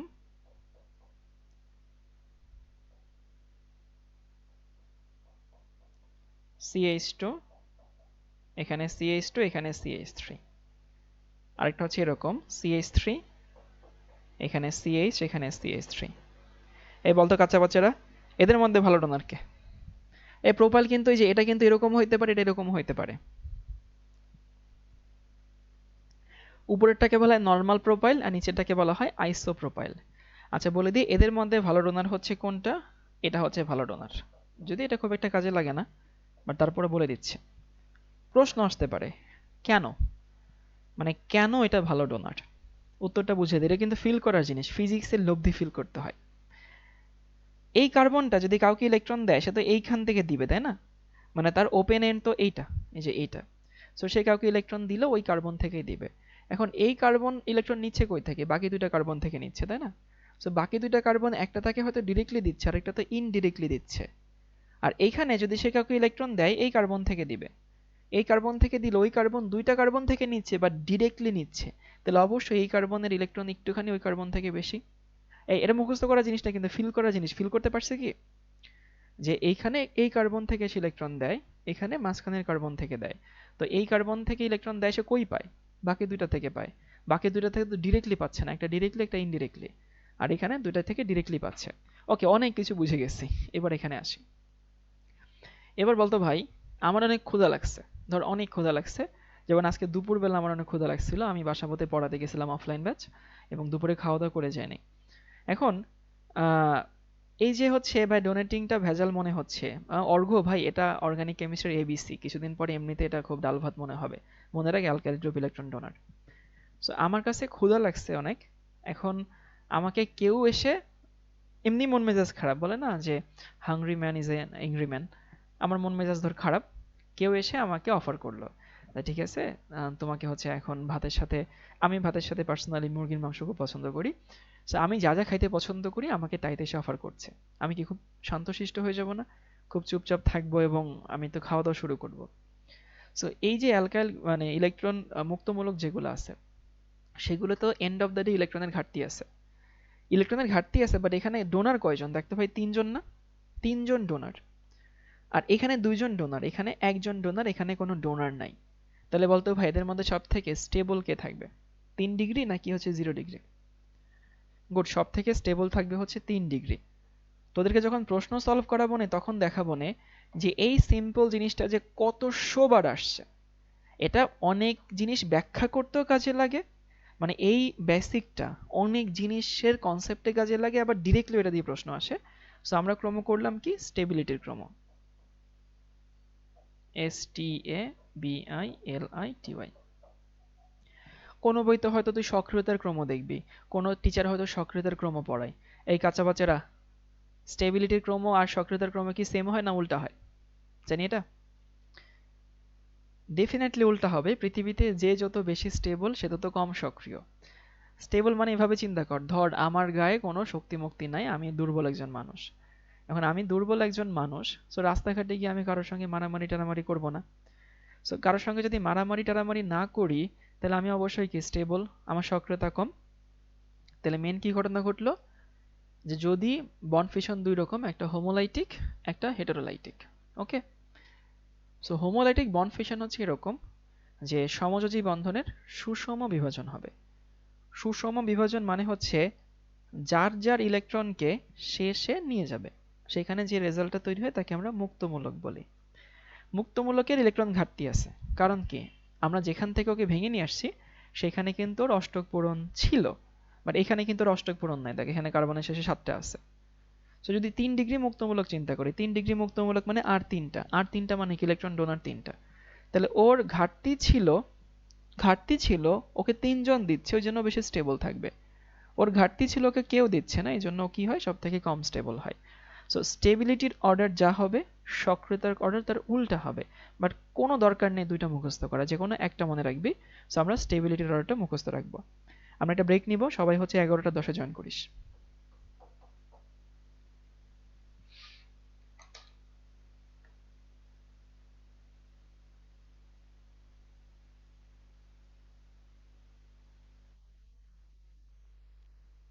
ওকে, এবার আমরা একটু আসি হেটেরোলাইটিক বন্ড ফিশন। হোমোলাইটিক যদি বুঝতে পারি, হেটেরোলাইটিক বোঝাটা বেশ সহজ। হেটেরোলাইটিক বন্ড ফিশন মানে হচ্ছে এখানে যার যার ইলেকট্রন শেষে নিবে না, কেউ প্লাস হবে কেউ মাইনাস হবে, তাই না? অর্থাৎ এখানে মেইন ঘটনা কি? মেইন ঘটনা হচ্ছে কার্বন কখনো কখনো প্লাসও হইতে পারে, আবার কার্বন কখনো কখনো মাইনাসও হইতে পারে। সো প্রশ্ন আসতে পারে ভাই কার্বন কখন প্লাস হয় কখন মাইনাস হয় কেমনে বুঝবো? এটা ডিপেন্ড করে কার্বনের সঙ্গে কি আছে। যেমন ধরো যদি কার্বনের সঙ্গে হ্যালোজেন থাকে ফোর্সে, এখানে কার্বনের সঙ্গে হ্যালোজেন আছে, সো কোনো কারণে যদি বন্ড ভাঙে তখন হ্যালোজেন কি করবে, ইলেকট্রন নিচের দিকে নিয়ে নেবে না? সো হ্যালোজেন যদি নিচের দিকে নিয়ে নেয় তখন সি প্লাস তৈরি হয়। আবার যদি কখনো কার্বনের সঙ্গে যদি এরকম থাকে, কার্বন তার সাথে ম্যাগনেসিয়াম হ্যালাইড আছে, এইখানে যখন বন্ধন ভাঙে তখন ইলেকট্রন কার্বন নিয়ে নেয়। তো আসলে কখন কার্বন নিবে আর কখন কার্বন নিবে না সেটা ডিপেন্ড করে কার মধ্যকার বন্ধন ভাঙছে। সো ওই দিকে আমরা বদার্ড না হয়, আমরা শুধু এইটুকু বুঝতে পারি যে হেটেরোডাইনামিক বন্ড ফিশনে কার্বন প্লাসও হয় কার্বন মাইনাসও হয়। এই প্লাসকে আমরা ক্যাটায়ন বলি, তাই না? কার্বন প্লাস ক্যাটায়ন যদি দুইটা শব্দকে সন্ধি করি তাহলে কি দাঁড়ায়? কার্বোক্যাটায়ন। সো এটা হচ্ছে কার্বো ক্যাটায়ন। আর মাইনাসকে আমরা অ্যানায়ন বলি। এখন এটা তো নর্মাল অ্যানায়ন না, কার্বন অ্যানায়ন। তাহলে কার্বন অ্যানায়নকে যদি সন্ধি করি তাহলে কি দাঁড়ায়? কার্বনায়ন দাঁড়ায়। So carbanion. ওকে, তাহলে ভাই কি বললাম? যদি কখনো বন্ধনের সুষম বিভাজন হয় তখন তো মুক্তমূলক তৈরি হয়। যদি অসম বিভাজন হয় কার্বন প্লাসও হয় কার্বন মাইনাসও হয়। প্লাসকে আমরা ক্যাটায়ন বলি, যেহেতু এটা কার্বন যোগ ক্যাটায়ন নাম হচ্ছে কার্বোক্যাটায়ন। মাইনাসকে আমরা কার্বনায়ন বলি। এই কার্বোক্যাটায়নের আরেকটা নাম আছে, নাম হচ্ছে কার্বনিয়াম আয়ন। যেমন তোমরা তো মাঝে মধ্যে ছোটবেলা থেকে পড়ো যে হচ্ছে ধাতু শেষে আম থাকে, যেমন sodium ion, aluminium ion, lithium ion, potassium ion, rubidium ion, caesium ion. So এটাও যেহেতু একটা পজিটিভের মতো হয়েছে এই জন্য এটাকে আমরা আরেকটা নাম হচ্ছে কার্বনিয়াম আয়ন। বাট তোমাদের আমি যে প্রবণতাটা দেখছি তোমরা কি করে জানো? একটা হচ্ছে কার্বনিয়াম, কার্বনিয়াম, আরেকটা হচ্ছে কার্বানায়ন, কার্বা NION। ভাই এই দুটো কোনোদিন কি জিনিস না? সেম জিনিস না। এইটুকু একটু কেয়ারফুল থাকবা। যদিও হচ্ছে আমি আমার নিজের চোখে দেখছি যে স্টুডেন্টরা আসলে এই দুটাকে সিমিলার মনে করে। মানে সিমিলার মনে করে বলতে কি, হুট করে কার্বন আয়ন লিখতে গিয়ে কার্বনিয়াম আয়ন লিখে, কার্বনিয়াম আয়নের জায়গায় কার্বন আয়ন লিখে, এটা কিন্তু করা যাবে না। এখন আমি যদি এটা বলি যে হচ্ছে কার্বোক্যাটায়ন, এখানে কি আছে? ইলেকট্রনের ঘাটতি আছে, কারণ এটা কোন চার্জ? Positive charge. এখন আমি যদি এদের স্থায়িত্বের ক্রম করি, যেমন ধরো হচ্ছে 3 degree carbocation, 2 degree carbocation, 1 degree carbocation আর CH3 কার্বোক্যাটায়ন, এই কাঁচাপাচেরা এদের মধ্যে স্টেবল কোনটা? এটা পারা এখন খুব ইজি কাজ, খুবই ইজি পিজি। মুক্তমূলকেও ইলেকট্রনের ঘাটতি ছিল, কার্বোক্যাটায়নে ইলেকট্রনের ঘাটতি ছিল, তাই না? তাহলে ইলেকট্রনের ঘাটতি ছিল মানে যেটা ইলেকট্রনের ডোনার সব থেকে বেশি। আমি এখানে কিন্তু এই সিম্বলগুলো দিচ্ছি না, কারণ এই সিম্বলগুলো নিজেদেরকে বুঝে নিবা। 3 ডিগ্রিতে সব থেকে ডোনার বেশি, তার মানে এটা বেশি স্টেবল। সো এটা হচ্ছে স্থায়িত্বের ক্রম বা হচ্ছে স্টেবিলিটির ক্রম। সব থেকে বেশি স্টেবল কোনটা? 3 ডিগ্রি। এবার যদি কার্বন আয়নে আসি, কার্বন আয়ন হচ্ছে একটা হচ্ছে 3 ডিগ্রি, একটা হচ্ছে 2 ডিগ্রি, এভাবে লিখে। সো 3 ডিগ্রি, 2 ডিগ্রি, 1 ডিগ্রি আর 0 ডিগ্রি বা হচ্ছে মিথাইল কার্বন আয়ন। এখানে কি ঘটনাটা ঘটে? মানে ব্যাপারটা এভাবে চিন্তা করো, ধরো তোমার পেটে ক্ষুধা নাই, তুমি মাত্র বিয়ের দাওয়াত খেয়ে আসছো, ফার্স্টে মাত্র বিয়ের দাওয়াত খেয়ে বাসায় আসছো। এখন তোমাকে কেউ একজন খুব সাধতেছে, এই আলু ভর্তা খা, আলু ভর্তা খা। তুমি বিয়েতে বিরিয়ানি তারপর টিকিয়া রোস্ট এগুলো খেয়ে আসছো, এখন তোমাকে কেউ সাধতেছে আলু ভর্তা খা, আলু ভর্তা খা, তোমার তো ভালো লাগবে না। সো ওর উপরে ভাই এমনিতেই চার্জ আছে, কার্বনের উপরে এমনিতেই চার্জ। এখন যার উপরে এমনিতেই চার্জ আছে সে তো ইলেকট্রন চায় না, তার তো এমনিতেই ইলেকট্রন বেশি আছে। সেখানে 3 ডিগ্রিতে 3 জন ডোনার আছে। 3 জন ডোনার মানে কি? এই কার্বনটা অস্থিতিশীল হয়ে যাবে। সো এইখানে ক্রম কি হবে? ক্রম হবে উল্টা। কিসের ক্রম? স্থায়িত্বের ক্রম। তো শর্টকাট নিয়ম হচ্ছে মুক্তমূলকের স্থায়িত্বের ক্রম যা হয় কার্বনিয়াম আয়নের স্থায়িত্বের ক্রম সেরকম হয়। 3 ডিগ্রি বেশি স্টেবল, 0 ডিগ্রি সব থেকে কম স্টেবল। আর কার্বন আয়নের ক্ষেত্রে হচ্ছে স্থায়িত্বের ক্রম সম্পূর্ণ কি হয়? ভিন্ন হয়। এবং এই স্থায়িত্বের ক্রম ভাই প্রত্যেকটা পরীক্ষায় আসে। এটা হয়তোবা অন্য জিনিস বুঝতে কাজে লাগে, অথবা ডিরেক্টলি এটা নিয়ে পরীক্ষায় প্রশ্ন আসে যে কোনটা বেশি স্টেবল কোনটা কম স্টেবল। তাহলে আমরা শিখছিলাম যে বন্ধন বিভাজন কি বলে, কেমিক্যাল বন্ডসের কিছুই না, কিছু বন্ধন ভাঙে এবং সেখানে কিছু বন্ধন তৈরি হয়। সো বন্ধন বিভাজন দুই রকম, একটা সুষম, অসম। সুষম যদি হয় মুক্তমূলক তৈরি হয় সব থেকে 3 ডিগ্রি স্টেবল। অসম যদি হয় কার্বোক্যাটায়নও তৈরি হতে পারে, কার্বন আয়নও তৈরি হতে পারে। যদি কার্বোক্যাটায়ন তৈরি হয় 3 ডিগ্রি সব থেকে স্টেবল, কার্বন আয়নে 1 ডিগ্রি সব থেকে স্টেবল বা 0 ডিগ্রি সব থেকে বেশি স্টেবল। এবার আসি হচ্ছে তোমাদেরকে একটা জিনিস বুঝাই। ধরো আমার কাছে একটা বিক্রিয়া আছে, একটা জিনিস দেখায় আগে। ফার্স্টে এখানে হচ্ছে ক্লোরিন আছে আর এখানে OH আছে। তো এখানে কি ঘটনাটা ঘটলো, এই OH-টা ধরো ক্লোরিনকে প্রতিস্থাপন করবে। সো ক্লোরিনকে প্রতিস্থাপন করলে এখানে তৈরি হয় হচ্ছে এইটা, এখানে হচ্ছে OH গেল আর এখানে ক্লোরিনটা এভাবে আলাদা হয়ে গেল। ওকে, ধরো এরকম একটা রিঅ্যাকশন আমার ঘটছে। আচ্ছা তোমাকে এখানে দেখো, এটাও বিক্রিয়ক এটাও বিক্রিয়ক, মানে দুটোটাই হচ্ছে আমাদের রিঅ্যাক্ট্যান্ট। যদি কখনো প্রশ্ন করা হয় এখানে কে অ্যাটাক করছে বা কে অ্যাটাকড হইছে, তোমার কমন সেন্স কি বলে? কে অ্যাটাক করছে এখানে? নর্মালি যেটা ছোট সেটাকে আমরা বলি OH অ্যাটাক করছে, আর এটা হচ্ছে অ্যাটাকড হইছে। সো এই যে OH যে অ্যাটাক করছে, নর্মালি যেটা ছোট সেটাকে আমরা অ্যাটাকিং এজেন্ট ধরে নিই, বুঝছো? সো এটাকে আমরা ধরি হচ্ছে অ্যাটাকিং এজেন্ট।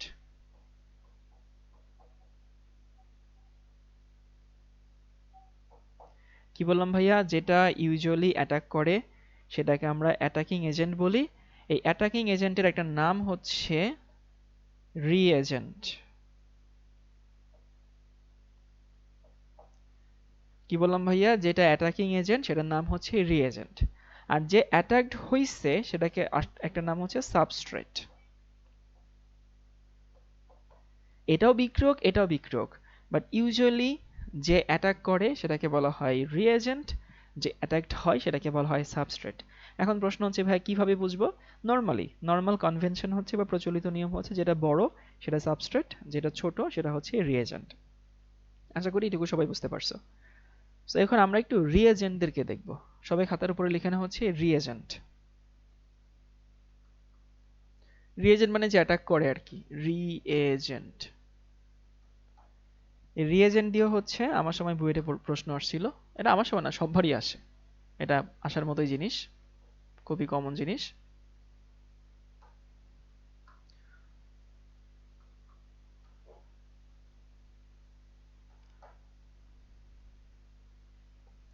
বাংলায় বিকারক বলে, বিকারক।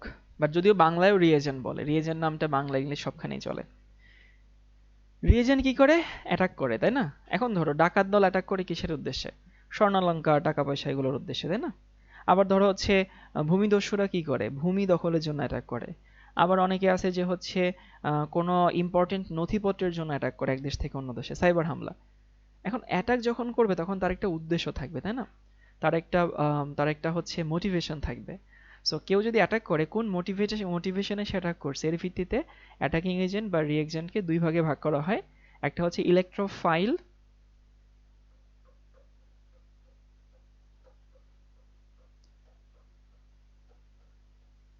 এটাকে ইলেকট্রোফিলিক রিএজেন্টও বলে, এটাকে ইলেকট্রোফাইলও বলা হয়। একটা হচ্ছে নিউক্লিওফাইল। নিউক্লিওফাইল, ফাইল শব্দের অর্থ প্রেমী। এই ইলেকট্রোফাইলকে বাংলায় বলা হয় ইলেকট্রন আকর্ষী।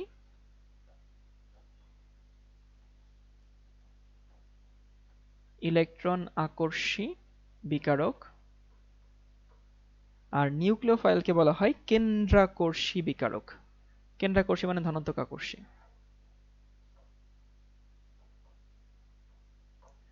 তাহলে কি বললাম ভাইয়া? কেউ একজন অ্যাটাক করবে, তো অ্যাটাক করার জন্য তার একটা মোটিভেশন দরকার, তার একটা লক্ষ্য দরকার, তার একটা এইম দরকার।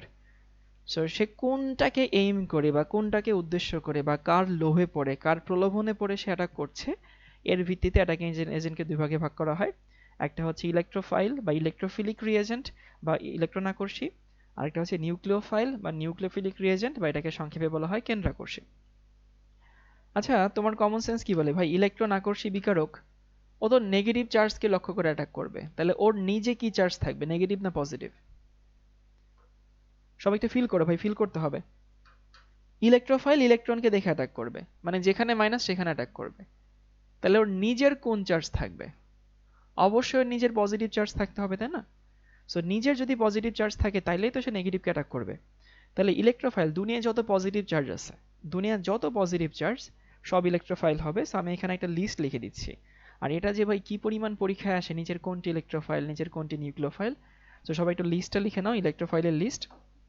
ভাই কোনো কথা নাই, দুনিয়ার যত পজিটিভ চার্জ, এই যে H প্লাস একটা ইলেকট্রোফাইল, তারপরে হচ্ছে CH3 প্লাস একটা ইলেকট্রোফাইল, তারপরে হচ্ছে NO2 প্লাস একটা ইলেকট্রোফাইল, তারপরে হচ্ছে X প্লাস একটা electrophile, hydronium ion H3O plus electrophile, তারপরে হচ্ছে ammonium ion NH4 plus electrophile, NO plus একটা ইলেকট্রোফাইল, সাইক্লোহেক্সেন প্লাস এটা একটা ইলেকট্রোফাইল, তারপর হচ্ছে R, এখানে C, এখানে O প্লাস এটা একটা ইলেকট্রোফাইল, তারপরে হচ্ছে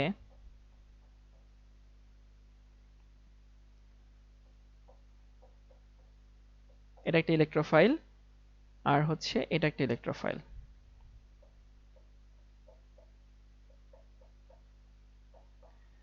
মানে ভাই এত কিছু দেখার দরকার নেই, দুনিয়ার যত পজিটিভ চার্জ আছে, যার যার উপরে পজিটিভ চার্জ আছে তারা সবাই ইলেকট্রোফাইল। সো পরীক্ষায় কিন্তু ইলেকট্রোফাইল নিউক্লিওফাইলের লিস্ট আসে, এবং সেইগুলোতে তুমি এইগুলো নিয়ে কখনো প্যারা খাবা না যার উপরে ডিরেক্টলি চার্জ আছে। প্যারা খাইতে হয় কিছু কিছু ইলেকট্রোফাইল আছে যার উপরে কোনো চার্জ নাই। এটাকে একটা এখানে লিখি।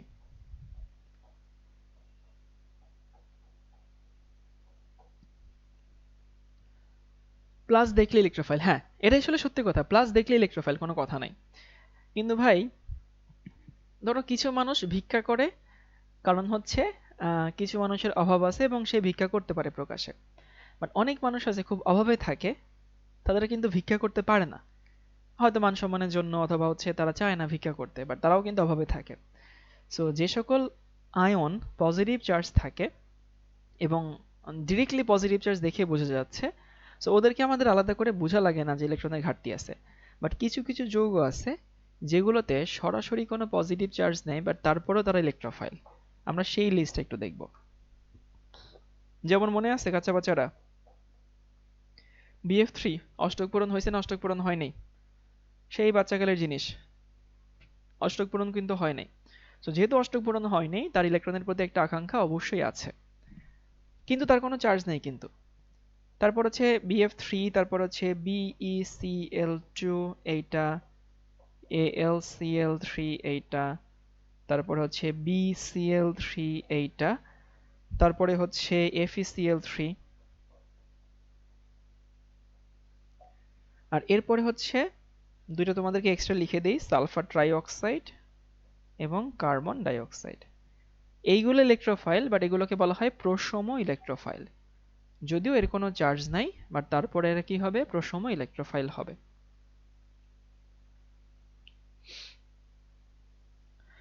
এবং দেখো তো এর ম্যাক্সিমাম যেমন এটা লুইস অ্যাসিড, এটা লুইস অ্যাসিড, এটা লুইস অ্যাসিড, এটা লুইস অ্যাসিড, এটা লুইস অ্যাসিড। সো ম্যাক্সিমাম প্রশম ইলেকট্রোফাইল গুলো কি হয়, লুইস অ্যাসিড হয়, সবাই না, ম্যাক্সিমাম। সো অনেক সময় বলা হয় এক কথায় লুইস অ্যাসিড গুলো কি, লুইস অ্যাসিড গুলো হচ্ছে ইলেকট্রোফাইল।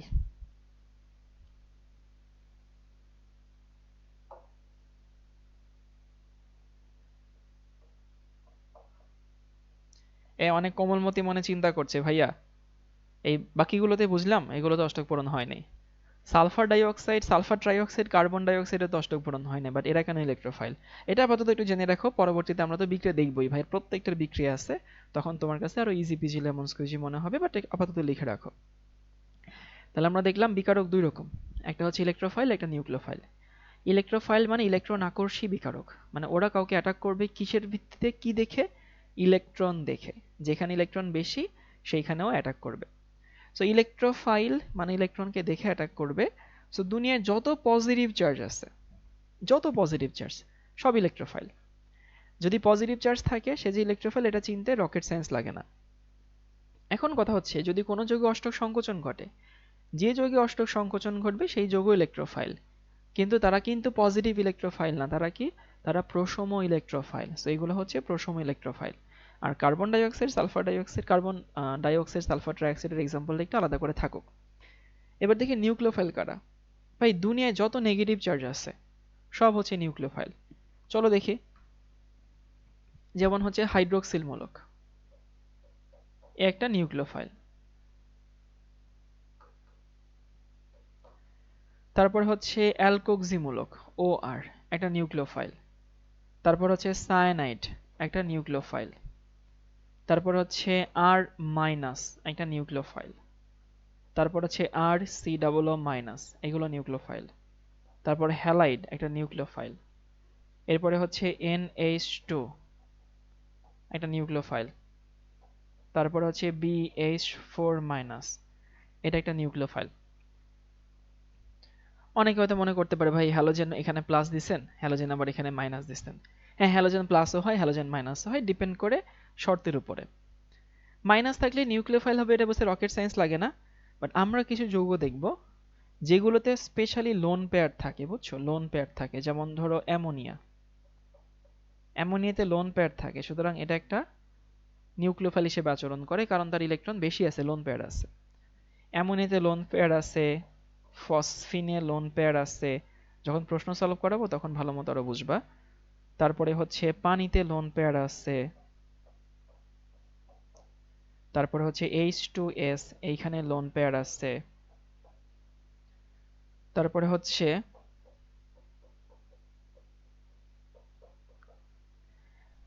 এই কাঁচা বাচ্চারা, CH2 ইথিন, এখানে কিন্তু কোনো লোন পেয়ার টোন পেয়ার নাই, কিন্তু এখানে কি পাই বন্ধন আছে না? পাই বন্ধন মানে কি, টাইট ইলেকট্রন নাকি লুজ ইলেকট্রন, কি মনে হয়?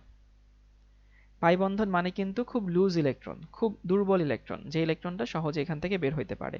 সো এই জন্য সে আসলে এখানে যদি ইলেকট্রন বেশি আছে একটা ফিল করে, সে যেখানে ইলেকট্রন কম সেদিকে ধাবিত হবে, তাই না?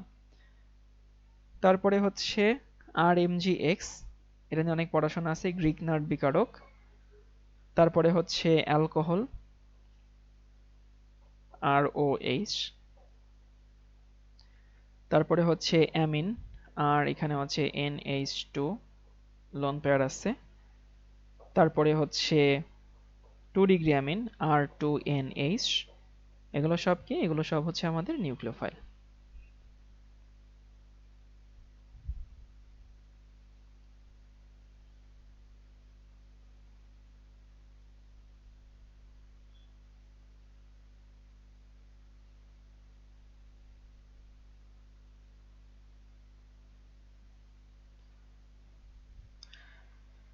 তাহলে এখান থেকে আমরা একটা ডিসিশন নেই। ডিসিশনটা হচ্ছে মনে রাখবা এইটা, এমসিকিউতে অনেক বেশি পরিমাণে আসে। সেটা হচ্ছে যদি কখনো লুইস অ্যাসিড থাকে, যত লুইস অ্যাসিড আছে, সমস্ত লুইস অ্যাসিড কি হবে, ইলেকট্রোফাইল হবে, ইলেকট্রোফাইল। আর যত লুইস বেজ আছে, লুইস বেজ কি হবে, লুইস বেজ হবে হচ্ছে নিউক্লিওফাইল। কি বললাম ভাইয়া, যত লুইস অ্যাসিড আছে সেগুলো ইলেকট্রোফাইল, যত লুইস বেজ আছে সেগুলো কি হবে, নিউক্লিওফাইল। ওকে, সো অর্গানিক এবিসির এই পর্যন্ত আমি একটু ছোট করে রিভিউ করে আসি। দেখো, কারণ এটা অনেক ইম্পর্টেন্ট, এটা সবখানে কাজে লাগে। আমরা কয়েকটা স্পেশাল গ্রুপ দেখছিলাম। একটা হচ্ছে ইনল, ইনাল, দ্বিবন্ধনযুক্ত অ্যালকোহল, দ্বিবন্ধনযুক্ত অ্যালডিহাইড, দ্বিবন্ধনযুক্ত অ্যাসিড। দ্বিবন্ধনযুক্ত অ্যামিন, দ্বিবন্ধনযুক্ত অ্যামিন বাট নাইট্রোজেনের সঙ্গে অ্যামিন। দ্বিবন্ধনযুক্ত কিটোন, দ্বিবন্ধনযুক্ত কিটোন বাট ওই কিটোনের সাথে দ্বিবন্ধন থাকবে। তারপরে হচ্ছে অক্সাইম, ইমিনের সাথে হাইড্রোক্সিল মূলক, নাইট্রোসো NO। ইমিডিক অ্যাসিড, কার্বক্সিলিক অ্যাসিডের মতোই, জাস্ট অক্সিজেনের জায়গায় নাইট্রোজেন। অ্যামাইড, সাইক্লিক অ্যামাইডকে ল্যাকটাম বলে, সাইক্লিক ইথারকে ইপক্সি বলা হয়। তারপরে দেখছি হেমিঅ্যাসিটাল, অ্যাসিটাল এবং হেমিকিটাল, কিটাল। যদি একই কার্বনে অ্যালকোহল এবং ইথার গ্রুপ থাকে তখন সেটা হয় হেমিঅ্যাসিটাল অথবা হেমিকিটাল। একই কার্বনে যদি আর থাকে তাহলে হেমিকিটাল, RH থাকলে বা HS থাকলে হেমিঅ্যাসিটাল। আর যদি একই কার্বনে দুইটা কিটোন থাকে, ইথার থাকে, তখন সেটা হচ্ছে কিটাল অথবা অ্যাসিটাল। যদি সেটা কিটোন থেকে আসে, মানে দুই কার্বনে যদি আর থাকে তাহলে কিটাল। আর যদি এক কার্বনে RH, এক কার্বনে H থাকে, তখন সেটা হচ্ছে অ্যাসিটাল। এরপরে বলছিলাম আলফা কার্বন, যে কার্বনের সঙ্গে কার্যকরী মূলক যুক্ত সেই কার্বনকে আলফা কার্বন বলা হয়। আলফা কার্বনের সঙ্গে যে কার্বন যুক্ত সেটা বিটা কার্বন। তারপরে হচ্ছে ডিগ্রি, যে কার্বনের সাথে কার্যকরী মূলক যুক্ত সেই কার্বনের সঙ্গে যতগুলো কার্বন থাকে সেটাকে আমরা ডিগ্রি বলি। আর অ্যামিনের ক্ষেত্রে নাইট্রোজেনের সঙ্গে যুক্ত যতগুলো কার্বন থাকে সেটাকে আমরা অ্যামিনের ডিগ্রি বলি। দেখো অন্য ক্ষেত্রে যে কার্বনের সাথে কার্যকরী মূলক যুক্ত তার সাথে যুক্ত কার্বন সংখ্যা, আর অ্যামিনের ক্ষেত্রে যে কার্বনের সাথে নাইট্রোজেনের সঙ্গে যুক্ত আর সংখ্যা। এরপর হচ্ছে অ্যালকাইল গ্রুপ। অ্যালকাইল গ্রুপ হচ্ছে অ্যালকেন থেকে একটা হাইড্রোজেন নিয়ে গেলে যেটা থাকে সেটা অ্যালকাইল গ্রুপ, এবং অ্যালকাইল গ্রুপ যদি কারোর সঙ্গে যুক্ত থাকে, সেটা বেনজিন হোক, টলুইন হোক, হোয়াটএভার, সেখানে সে ইলেকট্রন ডোনেট করে। তাহলে আমি এটা বলতে পারি alkyl group electron donating group. Okay. আর এখানে বলছিলাম যে হচ্ছে কেমিস্ট্রিতে সমস্ত রিঅ্যাকশনই বন্ধন ভাঙা করার ব্যাপার। বন্ধন ভাঙে দুইভাবে, হোমোলাইটিক, হেটেরোলাইটিক। হোমোলাইটিকে তৈরি হয় হচ্ছে মুক্তমূলক, মুক্তমূলকে ইলেকট্রনের ঘাটতি থাকে, দেখে মনে হয় এক্সট্রা একটা ইলেকট্রন আছে, বাট রিয়েলি এখানে ইলেকট্রন ডেফিসিয়েন্সি থাকে, এজন্য 3 ডিগ্রি বেশি স্টেবল হয়, কারণ এখানে ডোনার বেশি, আর 1 ডিগ্রি কম স্টেবল হয়। আর হেটেরোলাইটিকের ক্ষেত্রে হচ্ছে কার্বন প্লাসও হতে পারে, কার্বন মাইনাসও হতে পারে, ডিপেন্ডস অন সিচুয়েশন। কার্বনের সঙ্গে কে আছে, কার্বন প্লাস হইলে হচ্ছে আমরা বলি কার্বোক্যাটায়ন বা কার্বনিয়াম আয়ন, এখানেও 3 ডিগ্রি বেশি স্টেবল। কার্বন মাইনাস হইলে এটাকে বলি কার্বন আয়ন, বা এখানে সব থেকে হচ্ছে 3 ডিগ্রি কম স্টেবল। আর তারপরে বলছিলাম হচ্ছে একটা কেমিক্যাল রিঅ্যাকশনে যে অ্যাটাক করে সেটাকে আমরা বলি হচ্ছে রিএজেন্ট। রিএজেন্ট দুই রকম, ইলেকট্রোফাইল, নিউক্লিওফাইল। দুনিয়ার যত পজিটিভ চার্জ সব ইলেকট্রোফাইল, দুনিয়ার যত নেগেটিভ চার্জ সব নিউক্লিওফাইল। সো এই দুইটা কেস বোঝা খুবই সহজ, পরীক্ষায় মাঝে মাঝে ঝটপট আসে যে ইলেকট্রোফাইল কোনটা, নিউক্লিওফাইল কোনটা। সমস্যা হয় আমাদের এইখানে, বাট এখন তোদের আর সমস্যা হবে না। যদি কোনো যৌগে দেখিস অষ্টক পূরণ নাই, তাহলে সেটা হবে ইলেকট্রোফাইল। যদি কোনো যৌগে দেখিস লোন পেয়ার আছে অথবা পাই ইলেকট্রন আছে এই টাইপের, তখন তারা কি হবে, নিউক্লিওফাইল। আস্তে আস্তে এগুলো চোখের দেখায় মনে পড়বে। এবার আমরা দেখি হচ্ছে অর্গানিকের ক্ষেত্রে, সবাই একটু লিখে নে যে জারণ।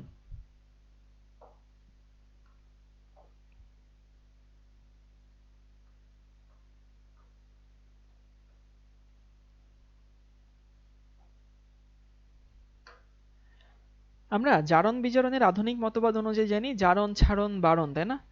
এটা মোটামুটি সবার মুখস্থ। জারণ মানে ইলেকট্রন ছাড়ন, জারণ মানে হচ্ছে জারণ সংখ্যা বারণ, এরকম তো আমরা প্রায়ই শিখি।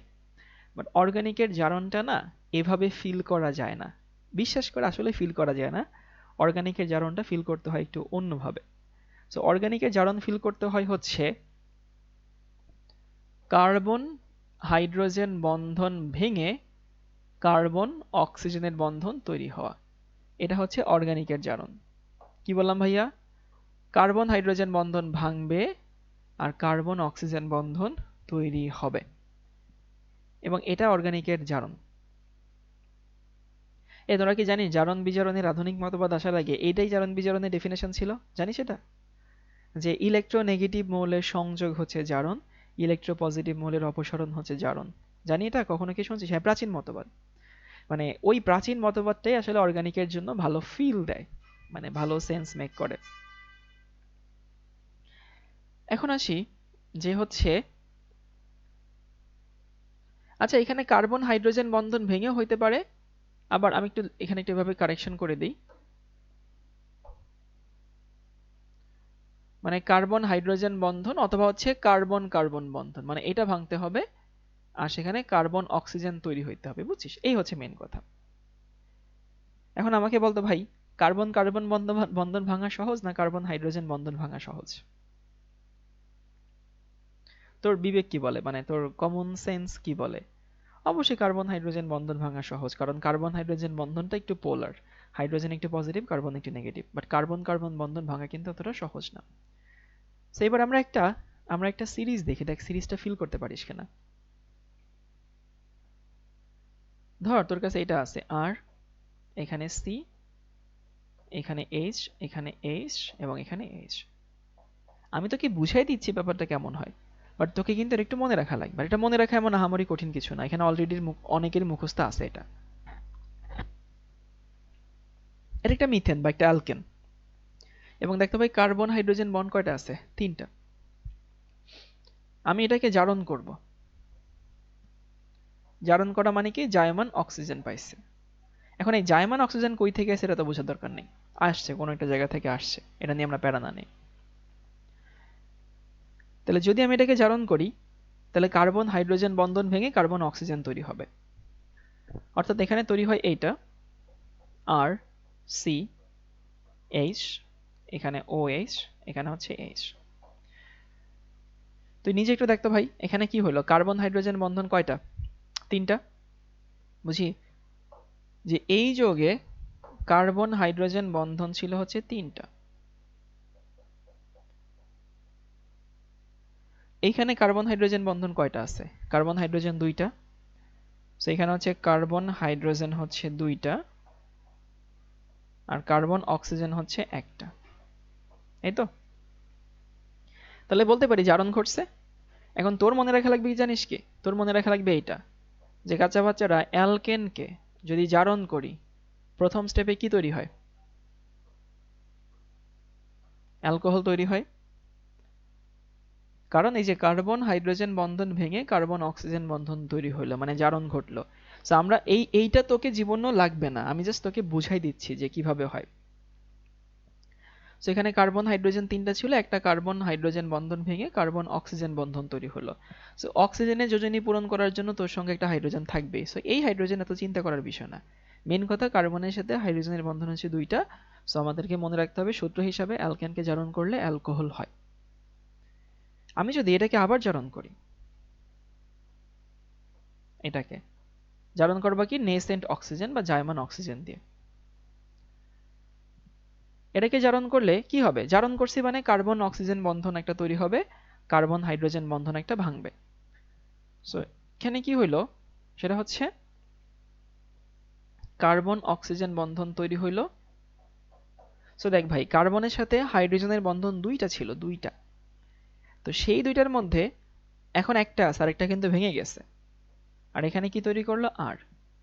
তাহলে আমি যদি এই যৌগটা চিন্তা করি, তাহলে এখানে কার্বনের সাথে হাইড্রোজেন কয়টা আছে? দেখ, একটা বন্ধন, এই যে কার্বন হাইড্রোজেন একটা, এখানে 3টা ছিল, এখানে 2টা, এখানে একটা হয়ে গেছে।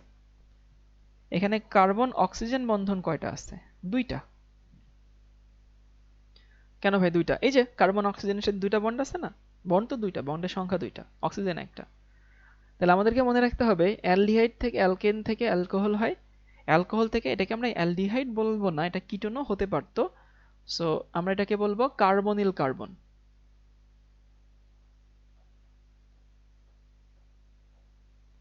জানি তো অ্যালডিহাইড কিটোনকে একসাথে কার্বনিল কার্বন বলা হয়।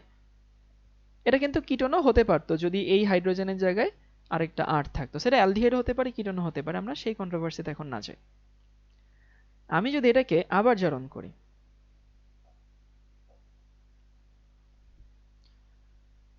এখানে কি হবে? কার্বনের সাথে একটা হাইড্রোজেনের বন্ধন ভাঙবে, কার্বনের সঙ্গে একটা অক্সিজেনের বন্ধন তৈরি হবে, তাই না? সো এটাকে যদি আবার জারণ করি,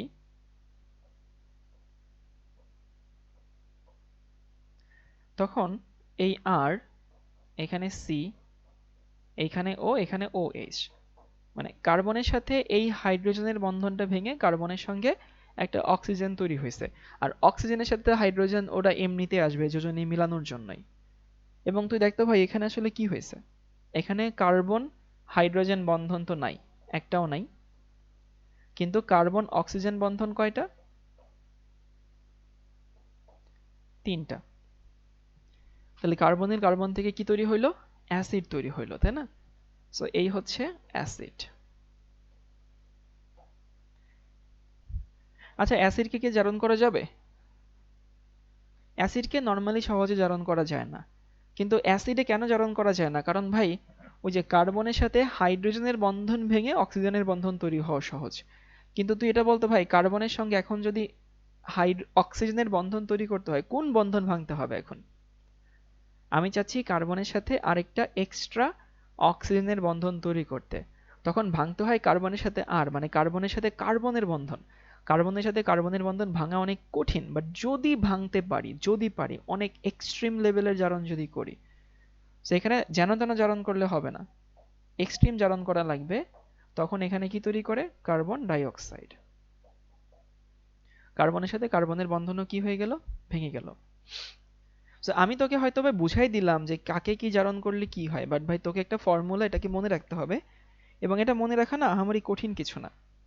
ফর্মুলা হচ্ছে অ্যালকেনকে জারণ করলে কি হয়? অ্যালকোহল হয়। অ্যালকোহলকে জারণ করলে কি হয়? কার্বনিল কার্বন হয়। কার্বনিল কার্বনকে জারণ করলে কি হয়? অ্যাসিড হয়। এই মনে রাখা যাবে তো? সো আমি এখানে একটু পরের স্লাইডে লিখে দিই। সেটা হচ্ছে যে অ্যালকেন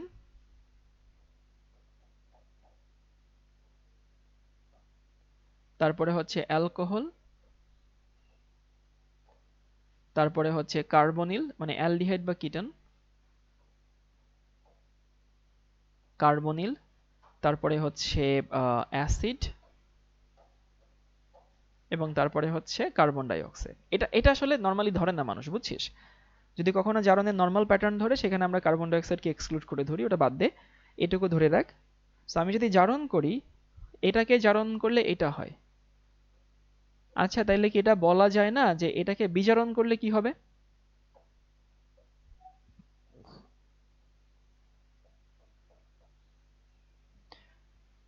সো আমি যদি অ্যালকেনকে জারণ করি তাহলে আমি কি পাচ্ছি?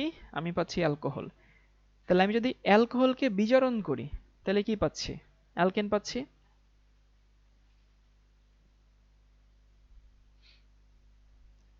আচ্ছা, আমি যদি অ্যালকোহলকে জারণ করি তাহলে কি পাচ্ছি?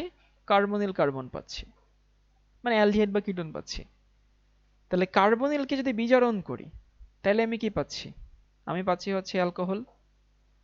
বিজারণ করা মানে জায়মান হাইড্রোজেন দিয়ে বিক্রিয়া করা। আবার কার্বনিলকে যদি আমি হচ্ছে জারণ করি তাহলে আমি পাচ্ছি হচ্ছে অ্যাসিড। অ্যাসিডকে যদি আমি বিজারণ করি তাহলে আমি কি পাচ্ছি? অ্যালডিহাইড। ওইটা আমাদের হিসাবের বাইরে, ওটা বাদই দিই। এই কাঁচা বাচ্চারা, সবাইকে ফর্মুলাটা বুঝতে পারছি? এটা তোর অর্গানিকের লাইফটাকে অনেক ইজি করে দিবে, ছোট্ট একটু জিনিস।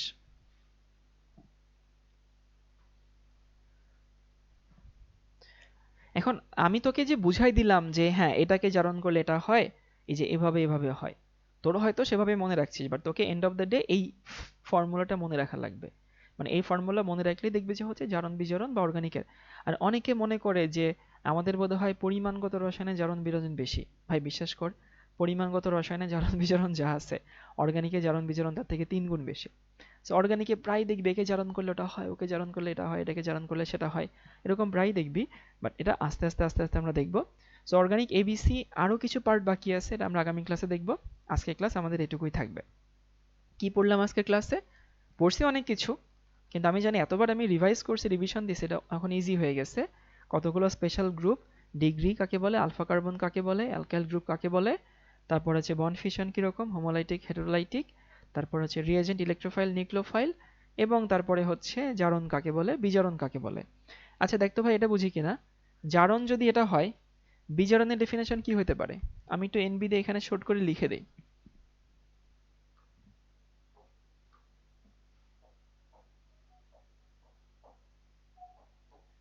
বিজারণ মানে হচ্ছে কার্বন অক্সিজেনের বন্ধন ভাঙা আর কার্বন হাইড্রোজেনের বন্ধন কি হওয়া? তৈরি হওয়া, তাই না? মানে ওইটার উল্টাটা, জারণে যা হবে তার উল্টাটা। ওইখানে কার্বনের সাথে অক্সিজেনের বন্ধন ভাঙতো, সরি তৈরি হতো, এখানে কার্বনের সাথে হাইড্রোজেন তৈরি হবে। বাট বিজারণটা এত মনে রাখা লাগবে না, জারণটা মনে রাখলে উল্টাটাই হচ্ছে বিজারণ। এটা হচ্ছে আমাদের আলটিমেট কথা।